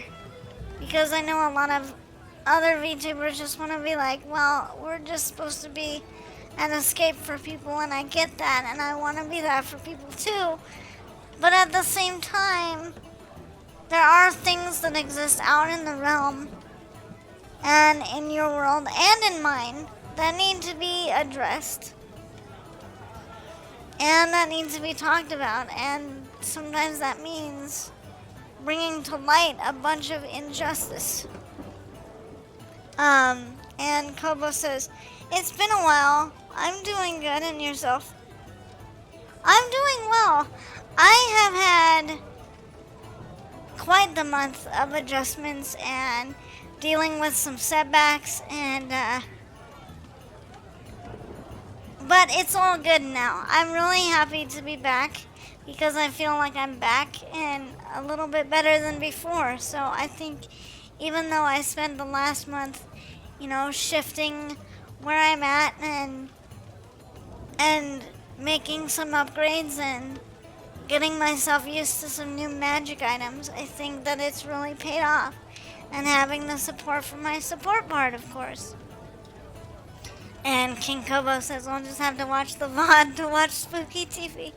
That's not scary. I'll tell you something scary. Missing your mother call and left a voicemail saying that we need to talk. Oh no. Oh. That would be scary. Yikes.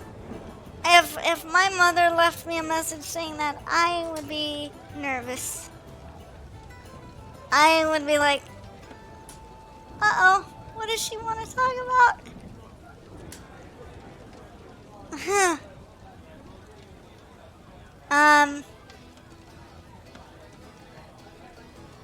You also just missed a nice long stretch of Tiffy and her nightie. We had a good sleepover. Yes, you did. You missed it, but because of some younger sweethearts on carrots, and I had to put back on my suit jacket and be presentable.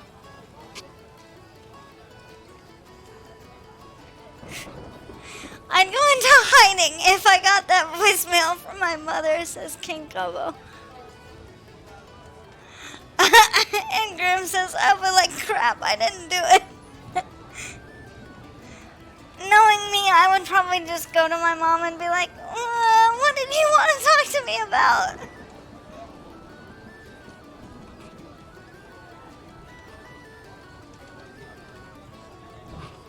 Leaving the immersion and forgetting about it because your mom would give you a hiding with the wooden spoon. Oh dear. Yeah, that would make me a little nervous myself. Don't want to have your mom get the old kitchen spoon. Yikes.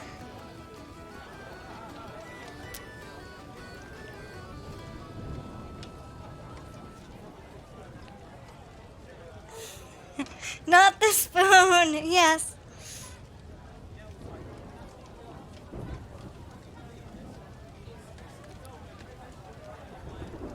For Tiffy, her mother lights up like a candle, so she would put a little literal fire under her butt. Oh no, yeah! Oh no, not the dreaded slipper, yeah. Because my tiefling mother does have fire affinity, she would definitely put fire under my butt, for sure. But you know me, I try my best not to get in that kind of trouble. I don't know about my cousins, though. My cousins seem to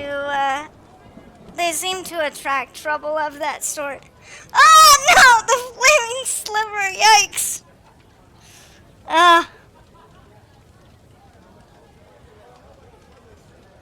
My cousins would run for the caldera. I would be like, nope. Well, I'm glad I was able to stop by, but I gotta head out to catch up with my lack of sleep. Sounds good. Sleep is important. So please go catch up on that. Make her eat a ghost pepper. No, that'd be so mean. The worst I've been hit with it is a plug adapter. Oh no, that's horrible. See, like, if I ever had kids, I would never do that kind of discipline. Like, I know there are some parents who do that with their kids, but I would not be that kind of mother. I mean, let's just say I would try not to be. I think that it works better if you try to, like, reason with your children and try to, discipline them in a way that has more emphasis on, like, communication and being like, okay, do you understand why I don't like it when you do that, Flaming smite from your auntie. Oh, no! No! That makes me sad just thinking about that.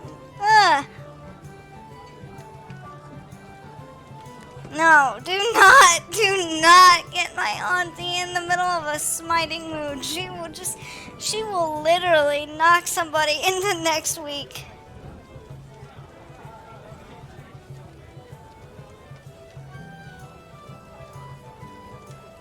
Oh, and Grim says, I'll ask them, what kind of punishment do you want? Well, I suppose that's one way to go about it and be like, well, okay, this could go the easy way or the hard way, I suppose.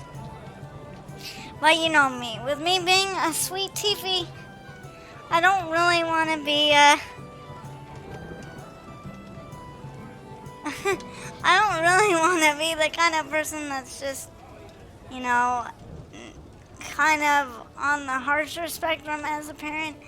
Like, I would really like to try to be as sweet as I can most of the time, but I also do understand that there are times where the kids might need, just a little more direction.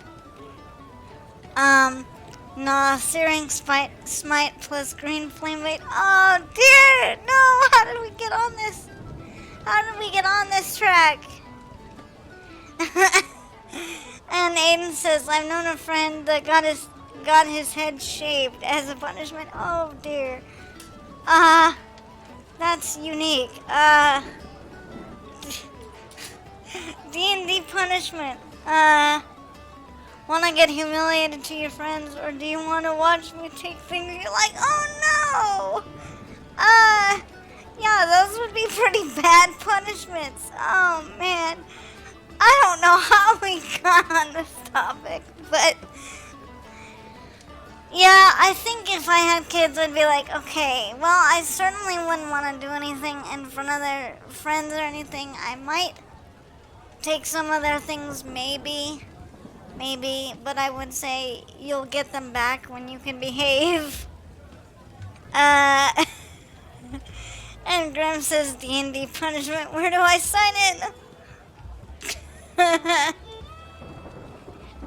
And Kali just said, Ada. Great. Now I just did that and you have to clip it now. Gosh darn it.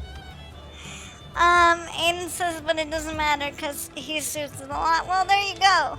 So something that the parents tried to do as like a punishment thing, it's actually working out for your friends. So I guess the joke's on them, huh?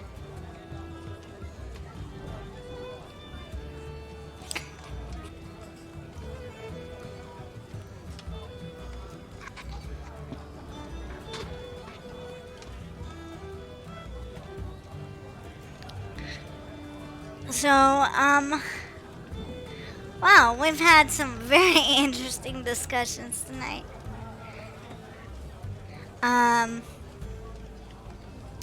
Speaking of D&D, do you have any plans to do more stuff along those lines? You mean like some D&D type adventures or some D&D type of content, casts? Yes. As I mentioned earlier, I would love to be able to take all of these lords and ladies along with me and you as we do some adventuring around Candle Keep and actually explore what it's like here and deal with some of the accessibility issues and what it would be like for me to actually handle some things that might need handling at a library like this. So, Kali, on that note, because I've been wanting to do this for a while, I think my next cast should feature you.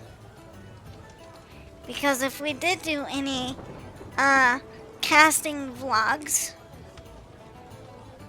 in that way, that were kind of like Dungeons and Dragons-esque adventures, I think it would be great to have you along for the ride. It would be great to feature you in my scry crystal.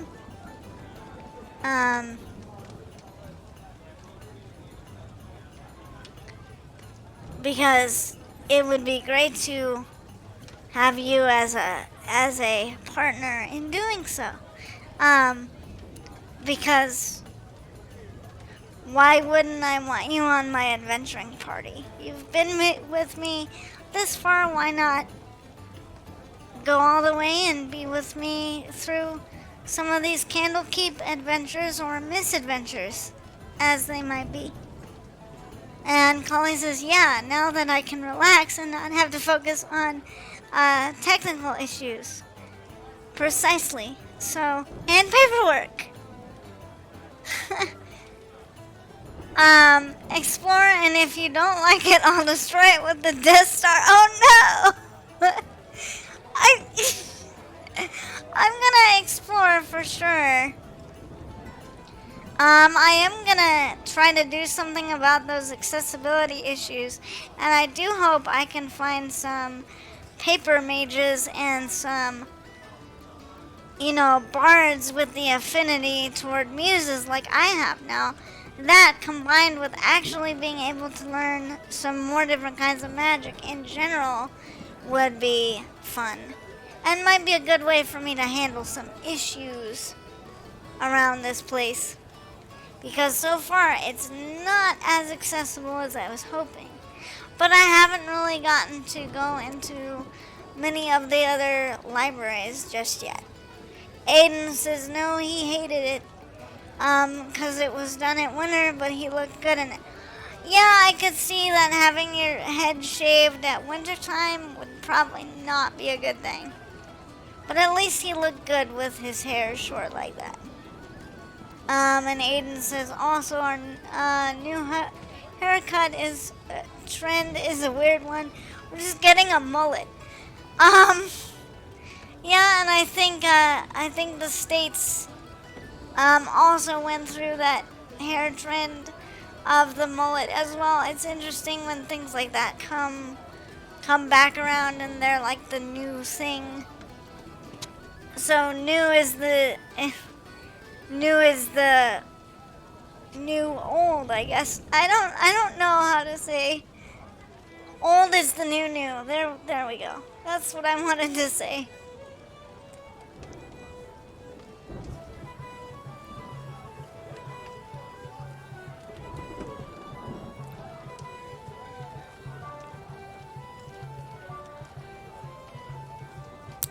There we go.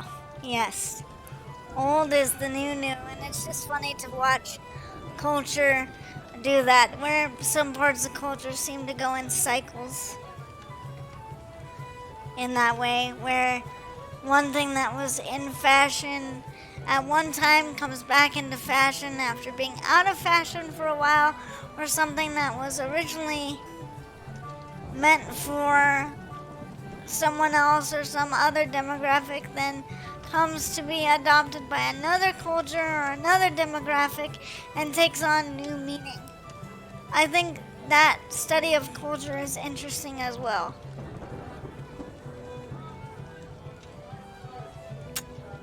Using one of my invisible mage hands there to get a drink.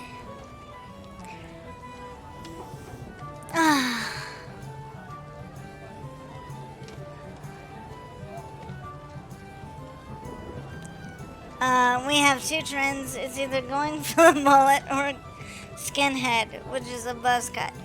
Well, those are kind of opposite extremes in a way, because the mullet has way more hair than obviously a buzz cut does. And Collie says, yeah, our adventures at Candlekeep have mostly been camped at the house of rest, the hearth, and the bathhouse to keep clean, and the official offices of the Avowed to become citizens of Faerun. Ugh.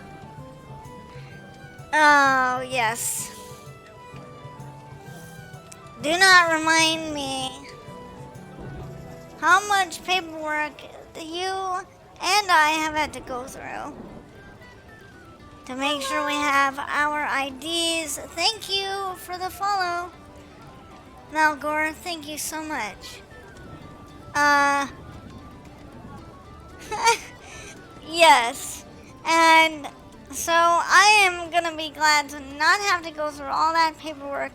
And you actually had to pay some dues to Candlekeep and to kind of the realm at large, because we live there now.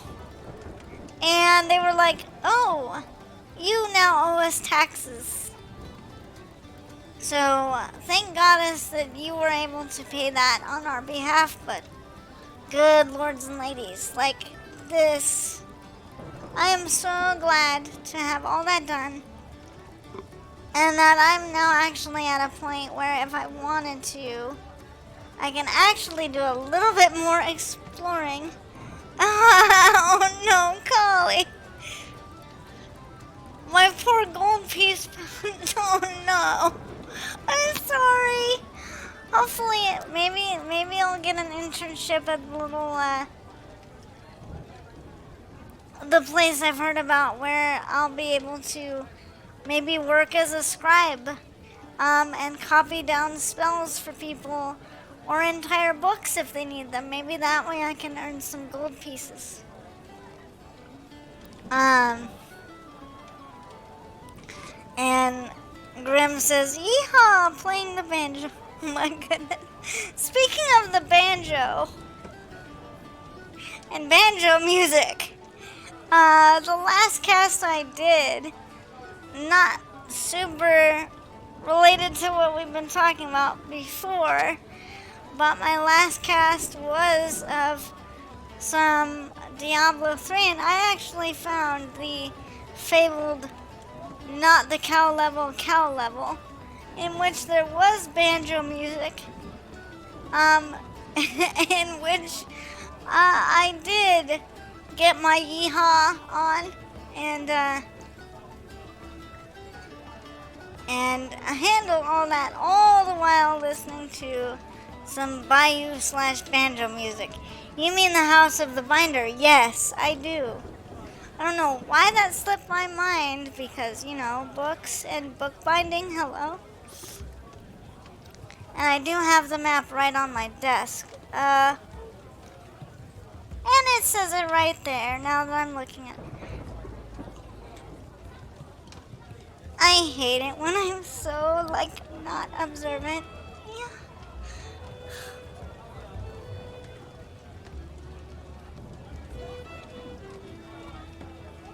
Yeah. I'm supposed to be, like, smart about that, and I have a map and everything, and I'm just like, what's it called? Yes. So if I have to, I can go get an internship at the House of the Binder and put my scribe's pen to good use. And also my delicacy with being able to make fairly flawless copies of things. I think actually with some of my skills in not only working with written material but writing spells, and also being able to take it from my mind and sort of put it on paper, I think that I would be a good candidate for just such an internship or a job. Uh, Maybe even help them ferret out forgeries, yes.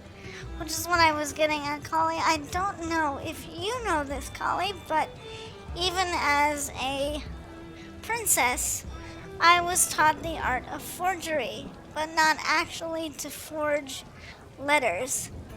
Though I could do that if I needed to. But I don't really like to be dishonest, but either way, I was taught the art of forgery.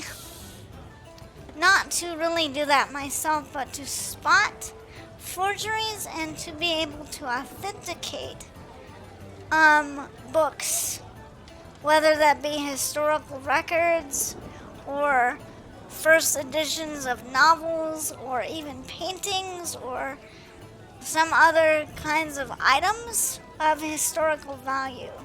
Some of that I even learned as well, along with the skills needed to make copies or spot fakes.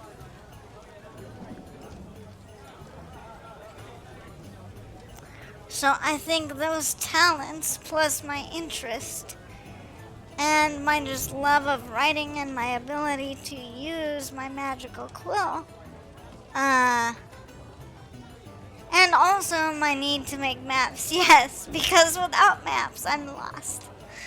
Let's just be honest about that. The goddess may have given me many other talents, but she did not give me a good sense of direction. So yes, that and some other skills of mine would help with the map making too. Either way, I think I would be a great candidate for having an internship of a sort at the house of the binder. Not only to help you make some coin back for having to pay the taxes.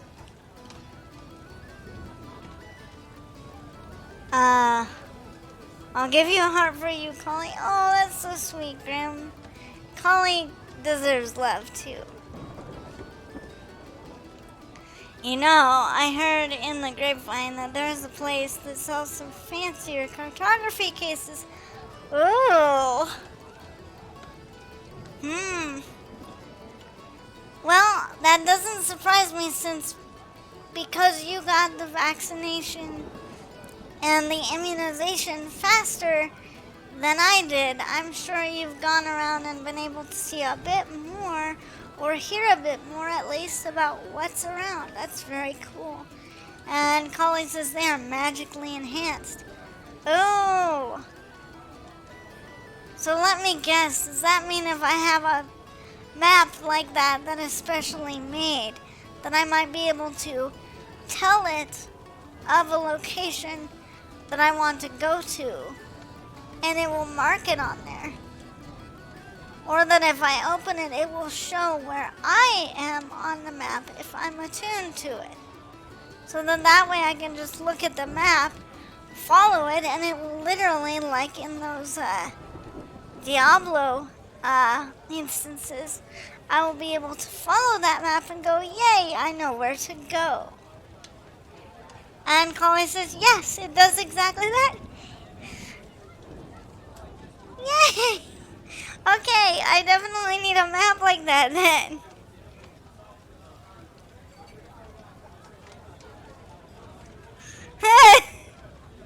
Yeah, steal the map from Dora the Explorer? No.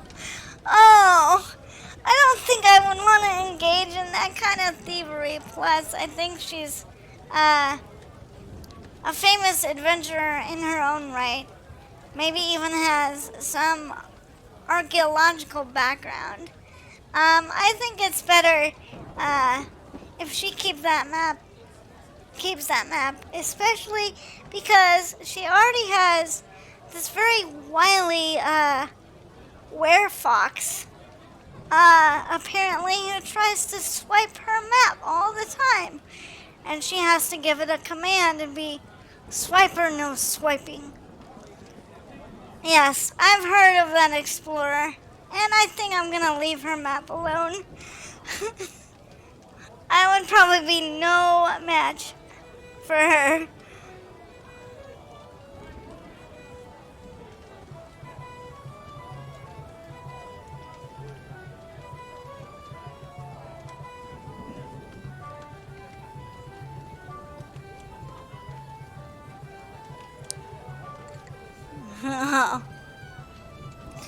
And Grim says, I would.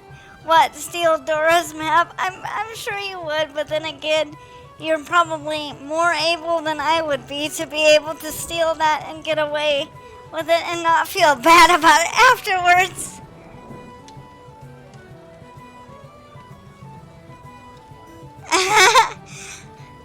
But you are better in your lovely TV ways. Oh, thank you, Collie. Thank you. How's the sound and everything coming through my scry crystal? Is it still okay? It's not crackling or doing anything weird? Because everything sounds good on my end, but I just want to make sure.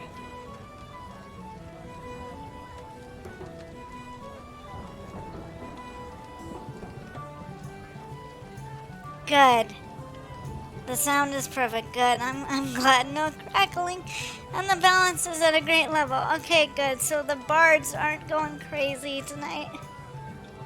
Perfect ambience. Good, good, good. I'm happy.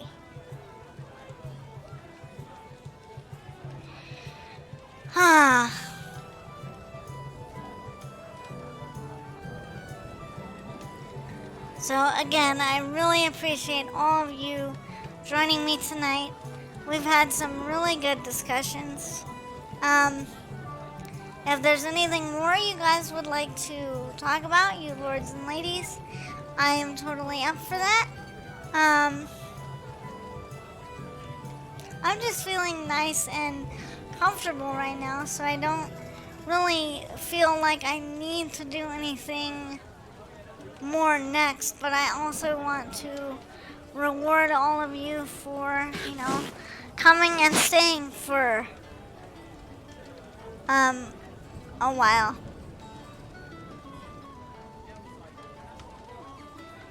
And Grim says, yes, I'll walk up to her with a tranquilizer and steal her back. Oh, no. Oh, no. Okay, well, I know I've just said that on my cast, but I won't tell anybody else if you decide you're gonna hunt down Dora, but she might be a little bit difficult to find. She should be. Please don't drug kids. Yes, I agree. Where are you at with playing other games now that your Scry Crystal has the power to handle Baldur's Gate 3? Oh dear.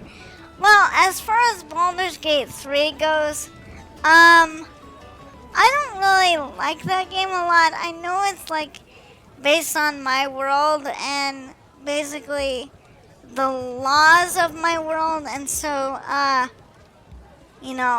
feel like for the theme it would be like a good one, but I don't really do well with that game. I don't know what it is, but there's just something about the mechanics and the way my brain does or doesn't process the spatialness of that game that, like, for right now, that would not be a game that I'm gonna be like wanting to play. I would actually be better at playing like normal D&D, oddly enough, because it's like I have the story decisions and some of the role play to sort of offset like some things that I may not be as good at processing, whereas with the game, my brain is my worst enemy with that game. It's like,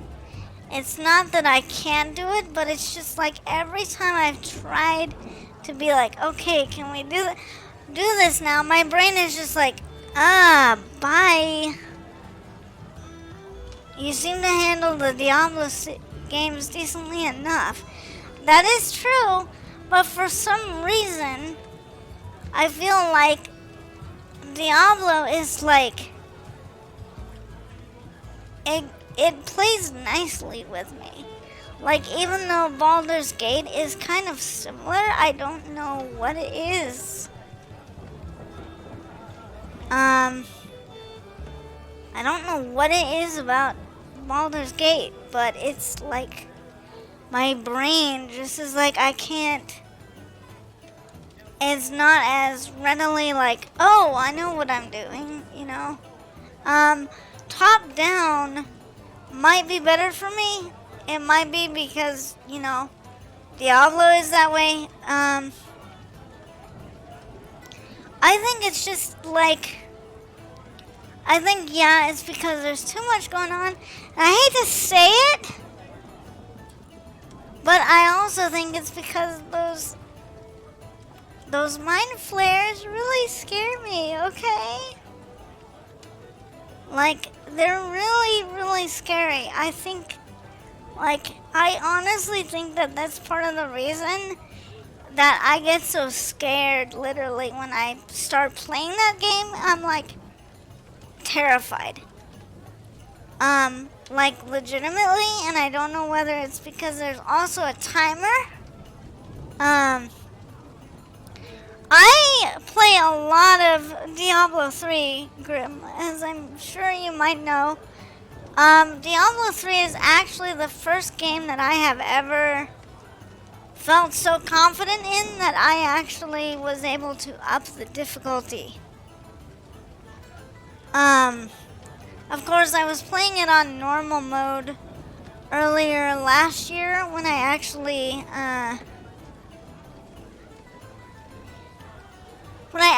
decided to start interacting with that game as the first thing I actually did on Twitch. I don't like the mind flares in Baldur's Gate. That's what scares me. So props to the artisans and wizards who made that story because it is frightening.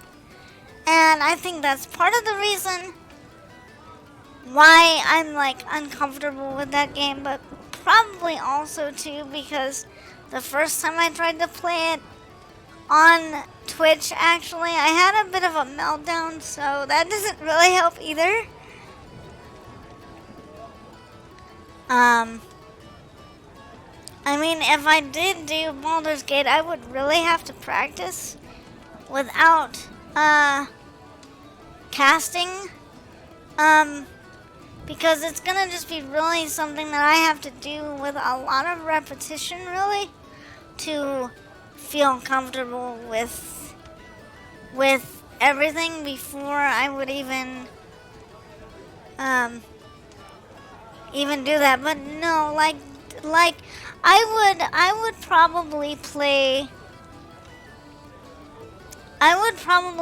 things like maybe even Diablo 2, which on that note, a friend of mine, Revna, who is also a VTuber, I have plans to collab with them to actually do some of the original Diablo 2 in May. And so I've started dabbling with that and kind of getting used to that. And I'm kind of comfortable with it. I haven't gotten into it very much.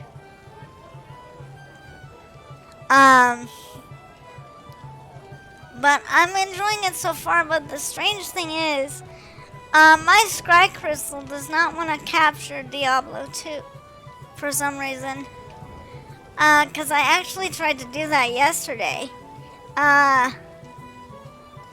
And my Scry Crystal was just like, nope. The new Prince of Persia, possibly. Diablo 4, when that comes out. Yes and yes. Definitely.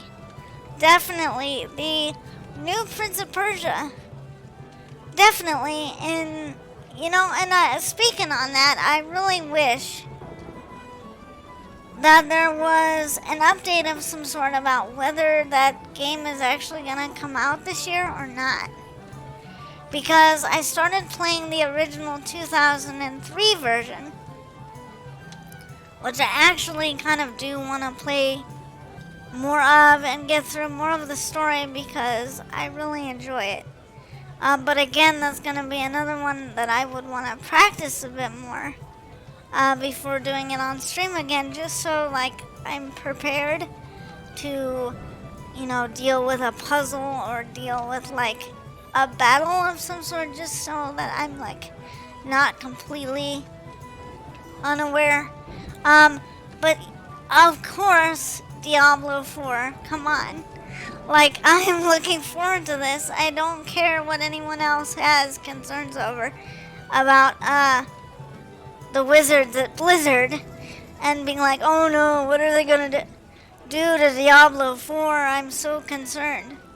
I'm like, why are you concerned? Like, I know you have beef with the company over this and that, but for me, who is not someone who feels like they can play each and every game that they might want to play, I'm just looking forward to playing Diablo 4 if it plays anything like Diablo 3.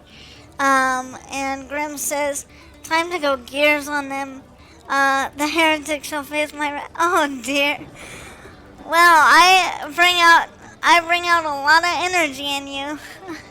I guess. I hope that's a good thing. But yes, I am definitely looking forward to both of those. But it's probably going to be a while until those titles are in a state where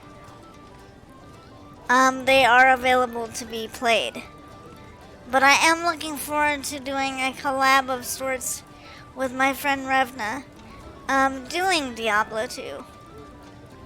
I'm kind of nervous and kind of excited because I haven't done much in the way of collabs. I did do one with my friend Mira, and that was okay, but we were playing something that was a lot of party games, and I'm just like, I'm not the best gamer, and that just kind of really showed that I'm not really a gamer in that way. Like, I'm not really big on doing that kind of competitive stuff, probably because I just don't have the dexterity to be able to be good at those kind of party games, so I haven't really collabed with people very much after that, just because it was like, oh man, I tried to be the kind of person who at least like made it fun and tried to be like the fun person on stream, just to keep the energy up, because at the time, like, my friend Mira really needed some good vibes, and she invited me, and so at the time I kept my word to go, because it was important for me to be there for her and try to bring some good energy into this. But it's kind of why I like doing streams that are more, and casts that are more on like topics, or more, if I'm gonna do games, it's more things that I'm familiar with and can teach myself to be better at, because I'm not a tiefling who can just plug and play. I can't just pick up something and be amazingly good at it. I have to practice. Well, for what it's worth, they're treating the Diablo 2 remake with respect, and they seem excited for 4. And I think that's a really important thing that you bring up, because I feel like the Diablo 2 Resurrected, which is what I think the remake in terms of the graphics and things is called, I actually pre-purchase that with some gold. Because I did care about that so much. And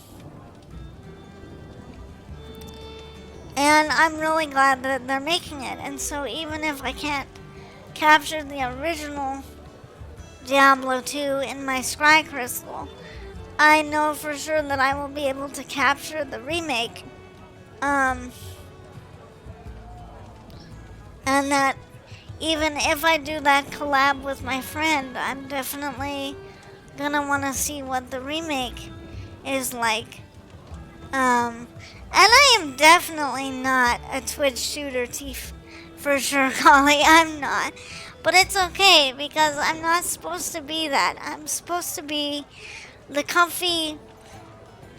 I believe in you, and I'm inspiring and motivating to other people, and I do creative things, and I do D&D, and I play games sometimes. That's the kind of VTuber I'm supposed to be. I'm not pro gamer. I'm not pro gamer girl Tiefy. I'm comfy, have a discussion, have some philosophical musings, have some literary discussions, play some D&D, talk some D&D, play some games when they're relevant or it feels good to do so. Kind of Tiefy. That's who I am. I like games when I can play them and use them as a jumping off point to what I am even better at, which is telling stories and having conversations. Like, I think there's way too much pressure to, if you're a streamer or a VTuber, that you gotta be gamer bro, and I'm like, I'm not a gamer. Like, and I think that the fact that those things have been so often intertwined is, in my opinion, kind of toxic. Well, not kind of toxic, it's very toxic.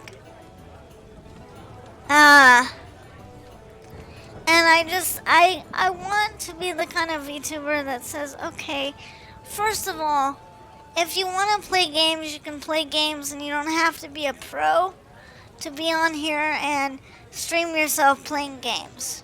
Because, as I said to another friend of mine who is in the making to become, more of a serious streamer, I said, I personally don't like to watch pro gamers.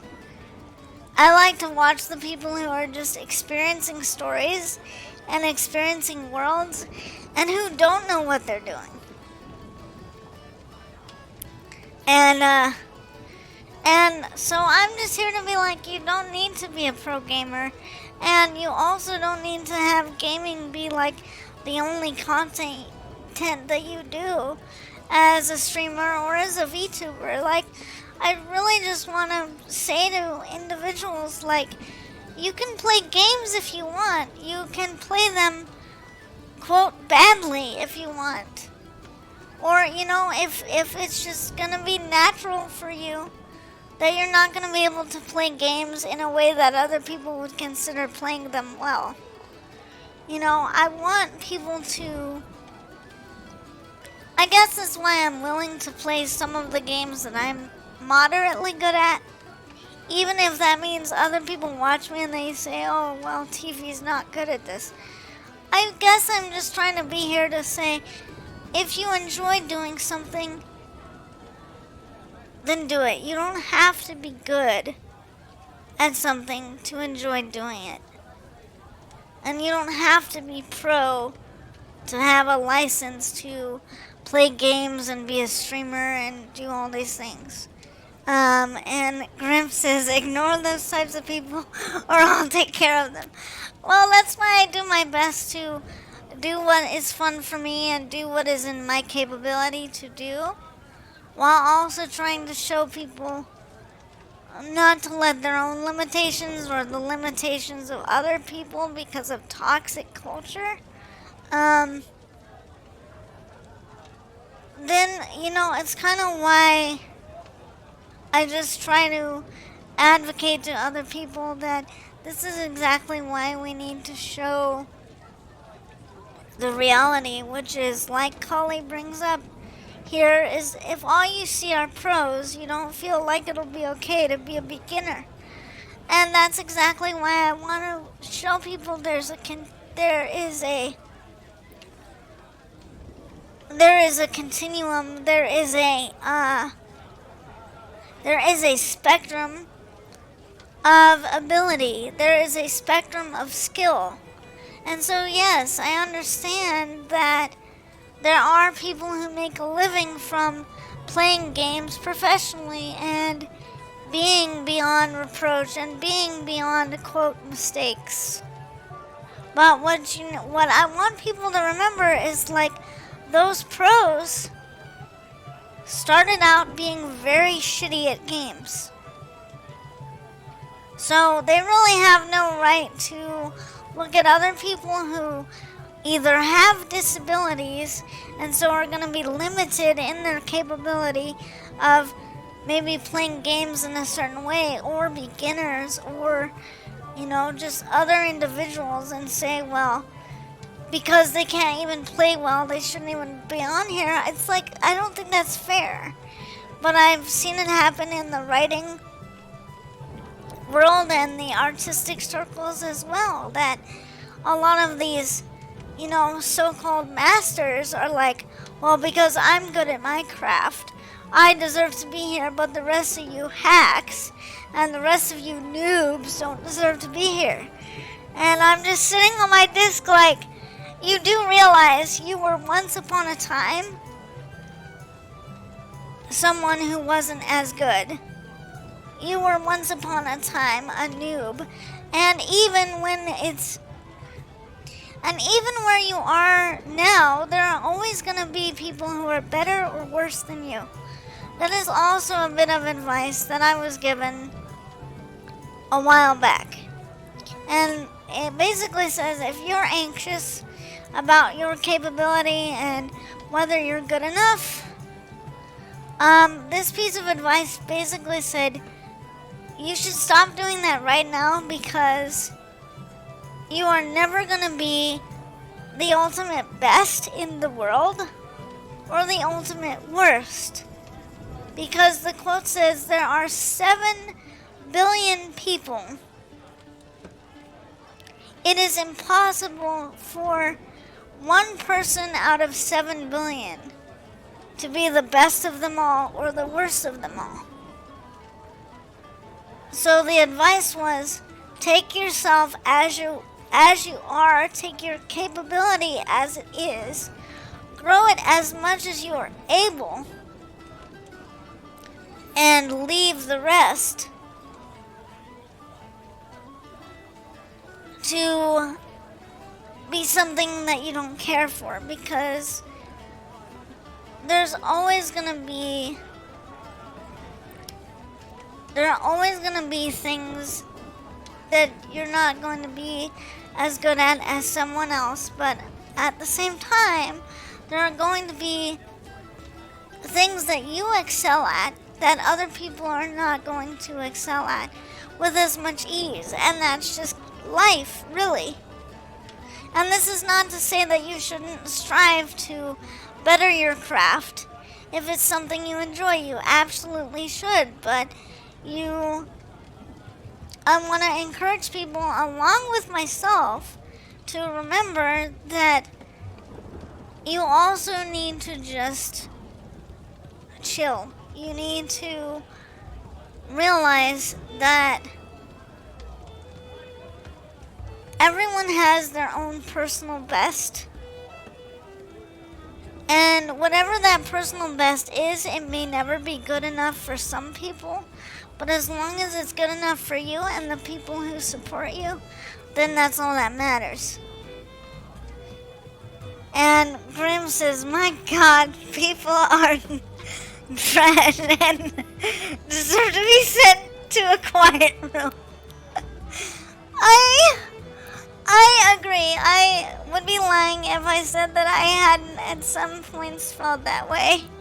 But it's why I try to keep my circle very small and very positive, because I have had to deal with a lot of people in my past who are not very positive and who tend to be very exclusionary when it comes to who's in the in club and who isn't.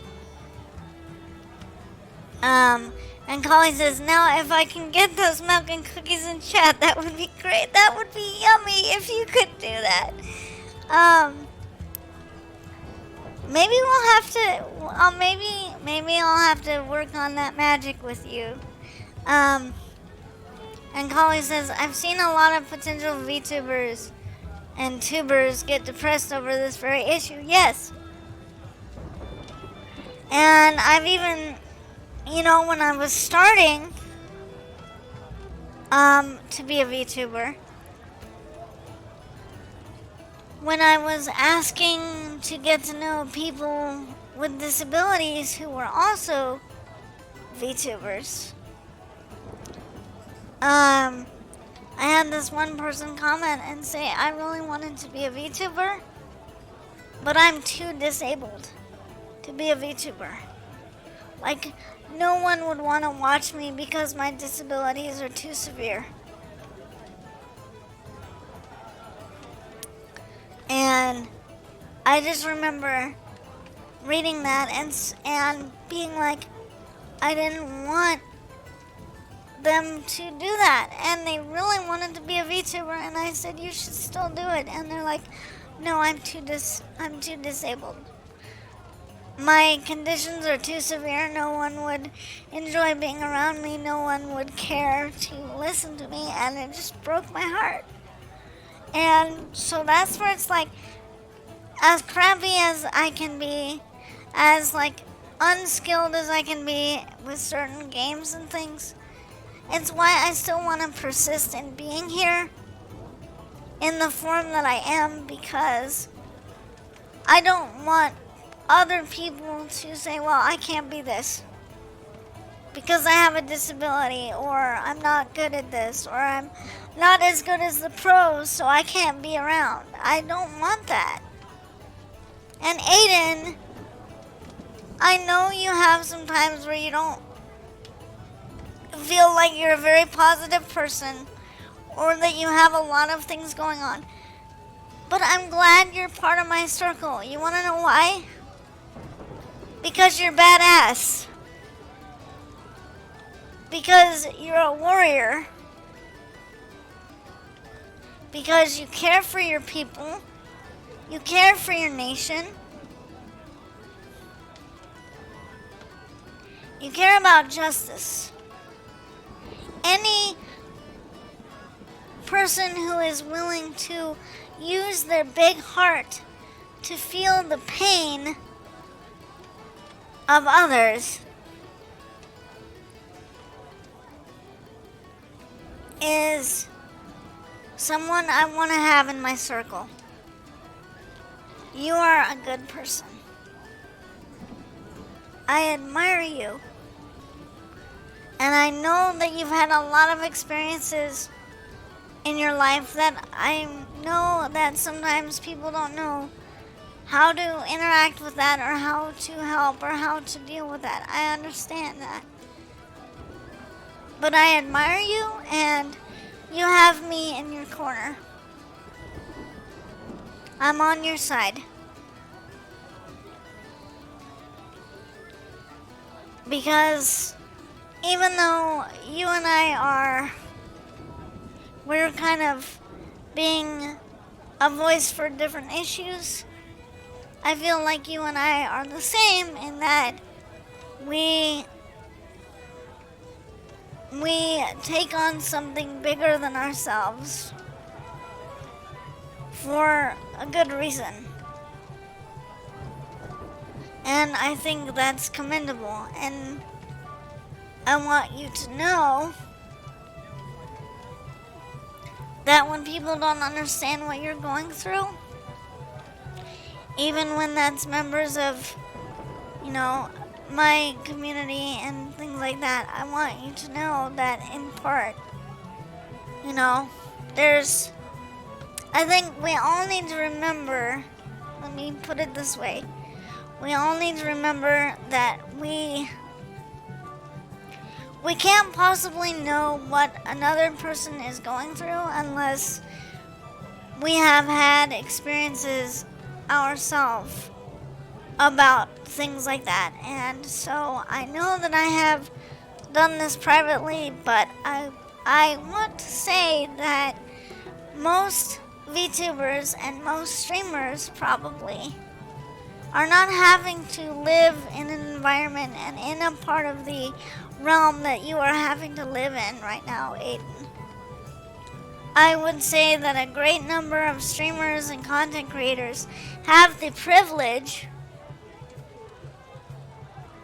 of living in a place that is peaceful for the most part. So the reason that I have taken the time to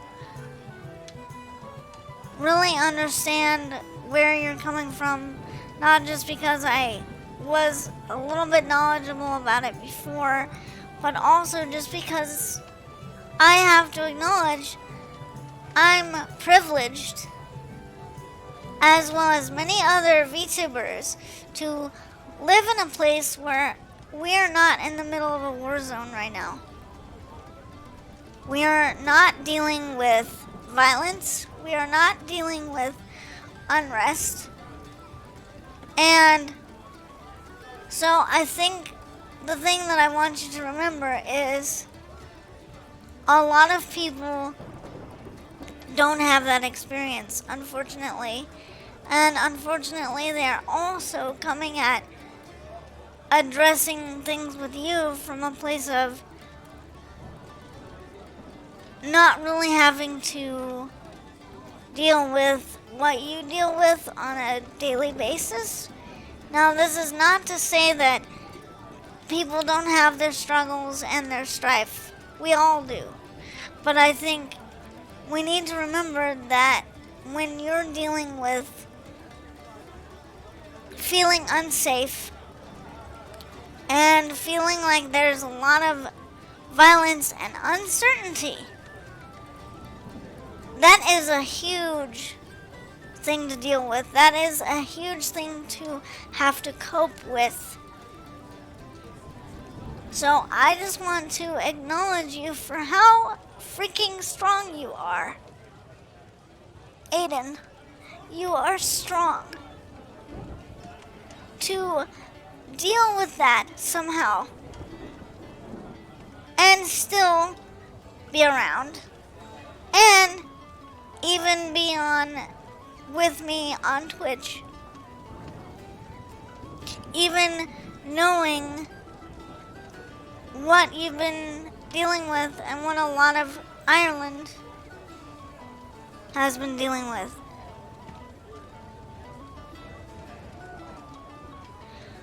So, this is me saying we all have our problems and they're all tough, but I think some people would be very hard pressed to say whether what they're going through is the same as living in a place with so much uncertainty and having to wake up and go to sleep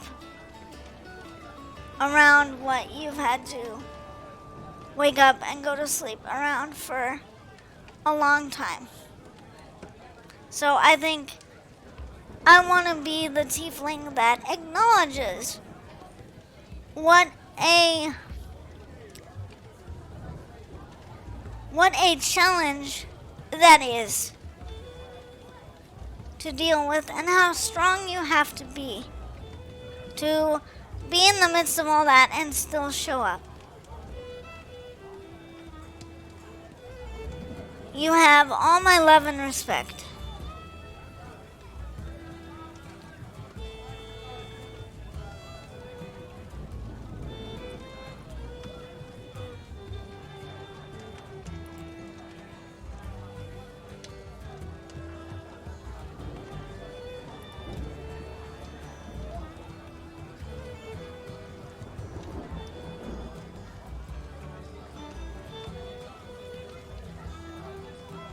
Oh, golly. Head pats and a pint. Exactly, Grim. We are all here to support each other. Yes. And that's what I aim to do. You know, that's why I'm not too much about all the whips and all that. Even if I can do that, even if I can do some VTuber, things. That's kind of the reason why, I may never be a VTuber with thousands and thousands of followers, but I want to be that little Tiefy who's out here just trying to support people and uplift them and guide them and be a place where they can go, yes, to escape, but to also get support. And Grim says, but no, the Reaper needs to get some sleep. Okay, that's fine, Grim. You go get the sleep you need. Go rest and restore yourself.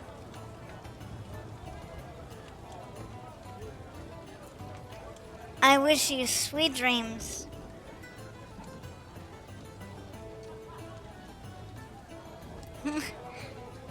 Kali says, get your long rest. Yes, with no interruptions.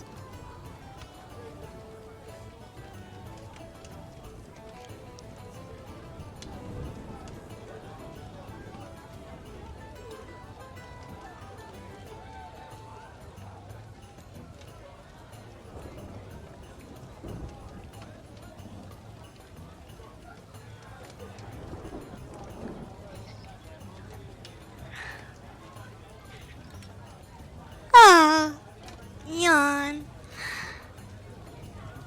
Taking a little bit of a nap here. Don't worry, I haven't gone to sleep all the way.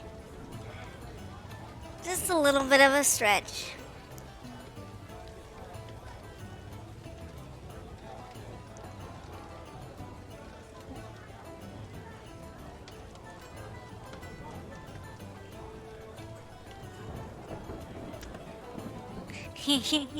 Yeah, that is something I can do now.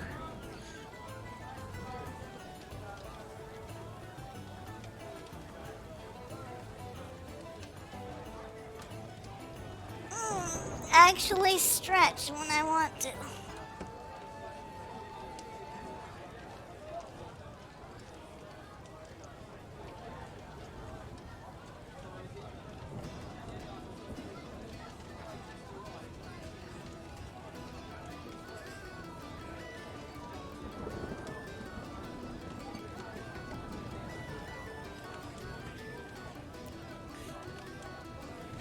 Finally get to appreciate the full casting potential of that crystal. Yes!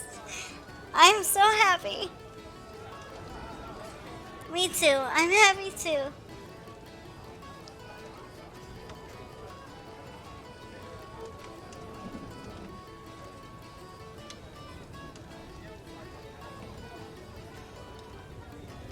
Hey, Safru, how's it going?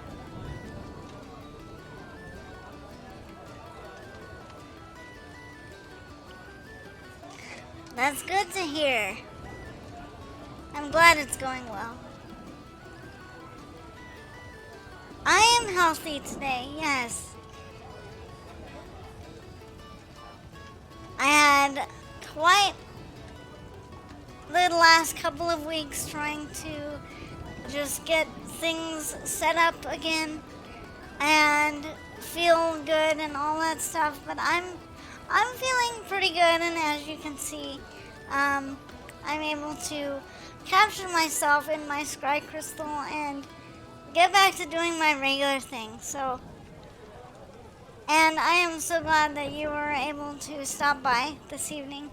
I've just been having a nice, comfy, relaxed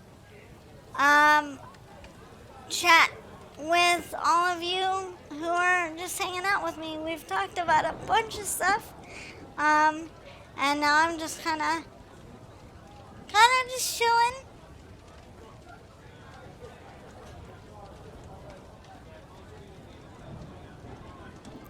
And then Aiden says, I've said before, once I get around to it, I'll send my friends in different parts of the world an Irish flag. Yay! When you do, I would love to get one. That might mean that I need to get a mailbox at the local post office so I can get things like that. But I would love to get one.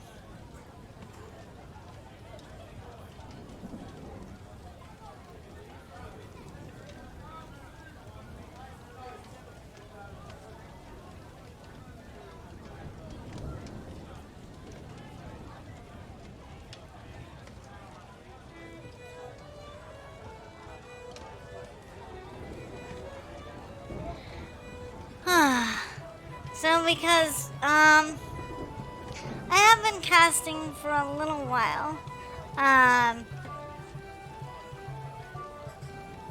not sure how much longer I will cast for, but if there's anyone else in chat who has a question for me or can think of anything else that you would like to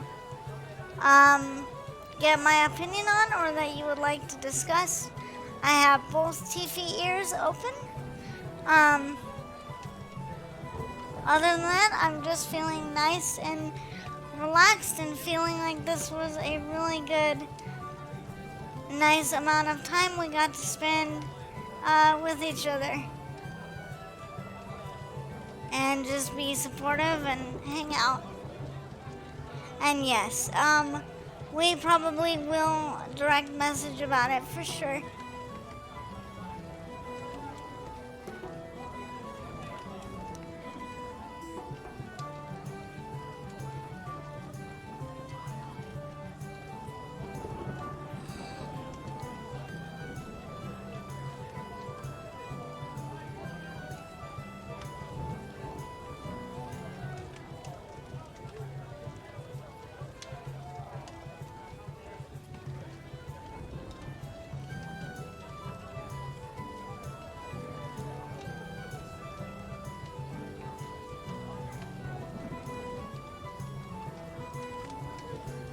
Give all the head pats. Okay, will do. Okay, I'm gonna conjure one mage hand for me, and then my second mage hand for Asha. There we go. Yay, head pats.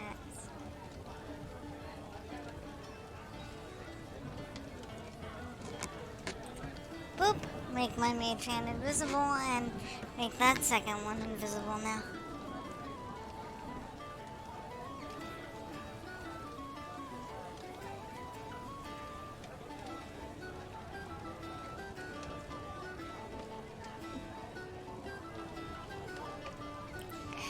Not sure if I said it before, but if I can finally be on a stream myself, I would love to get headbats too, of course! Of course! Headpats for Collie, for sure! And I would love for you to be able to be on when I cast next. But of course, we need time to coordinate our magics. But of course you're gonna get headpats. You deserve headpats. You do so much for me, and not just by helping me with my casts.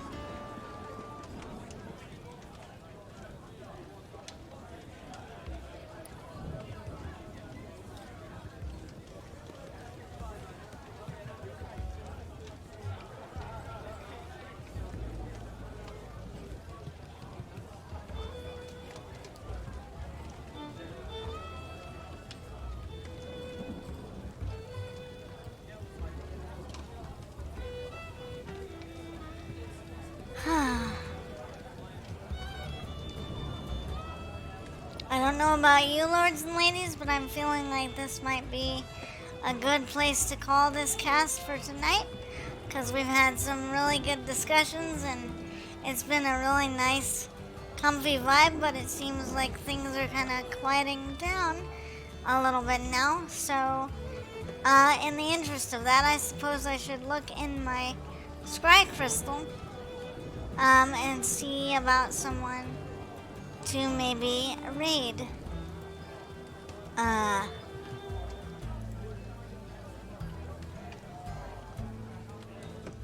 Oh dear, yes.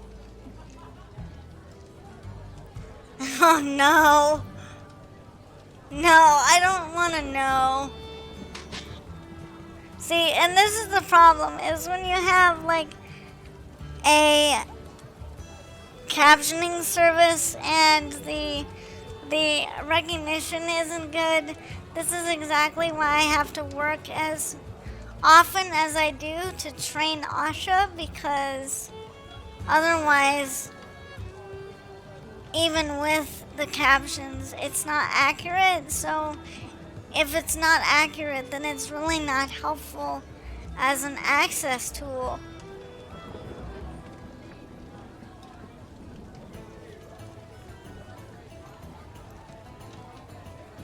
And Aiden says,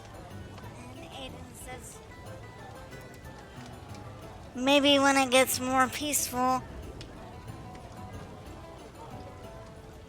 at home, I'll go out to the Irish markets and get stuff like ornaments and stuff like that. That would be lovely. I'm looking forward to being able to get out and about, but I can only imagine for you that would be a valuable thing as well. I mean, especially with everything you've been having to deal with. And I already know what lucky bean I want to raid tonight. Rampaging Asian is on.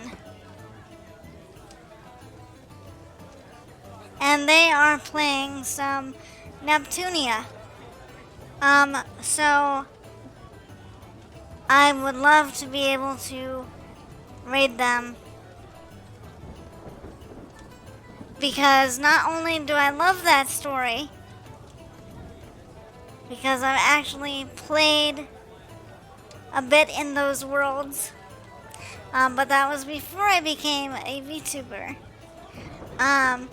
But they have been a great friend and great supporter, so I would really like to bless them with a raid tonight. So it's gonna be Rampaging Asian.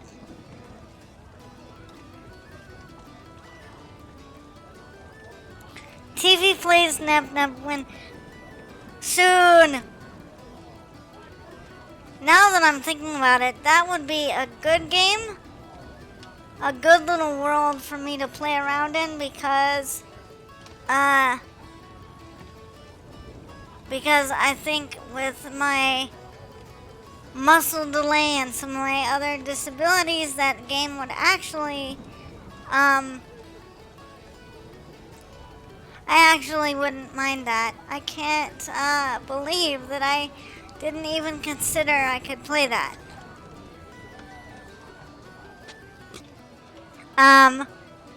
So there's yet another idea, in addition to the other kinds of content I want to make. So, not to mention the girls and the memes. Yes, gotta have girls and memes, of course. Okay, so with that in mind,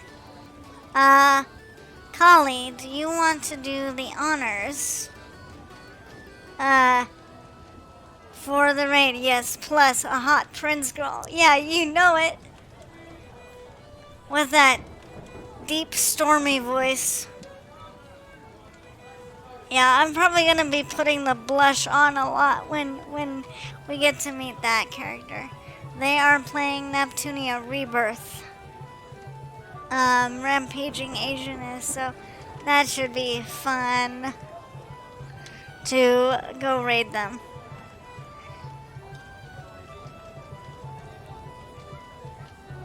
Holly, do I need to get you anything, or you got this?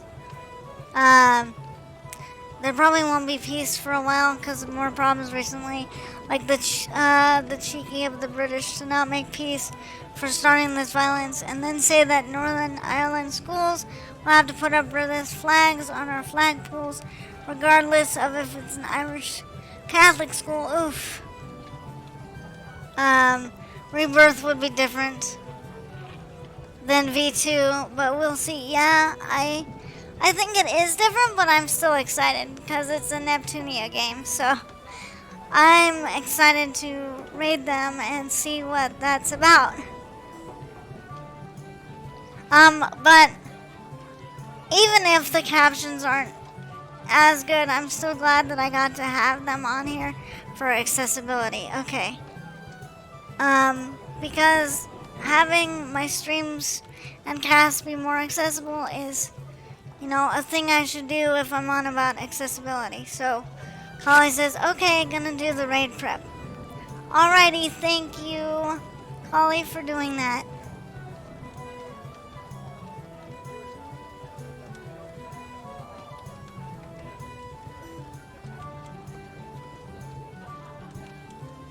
So let's go get him. Let's go get Rampaging Asian. Rawr!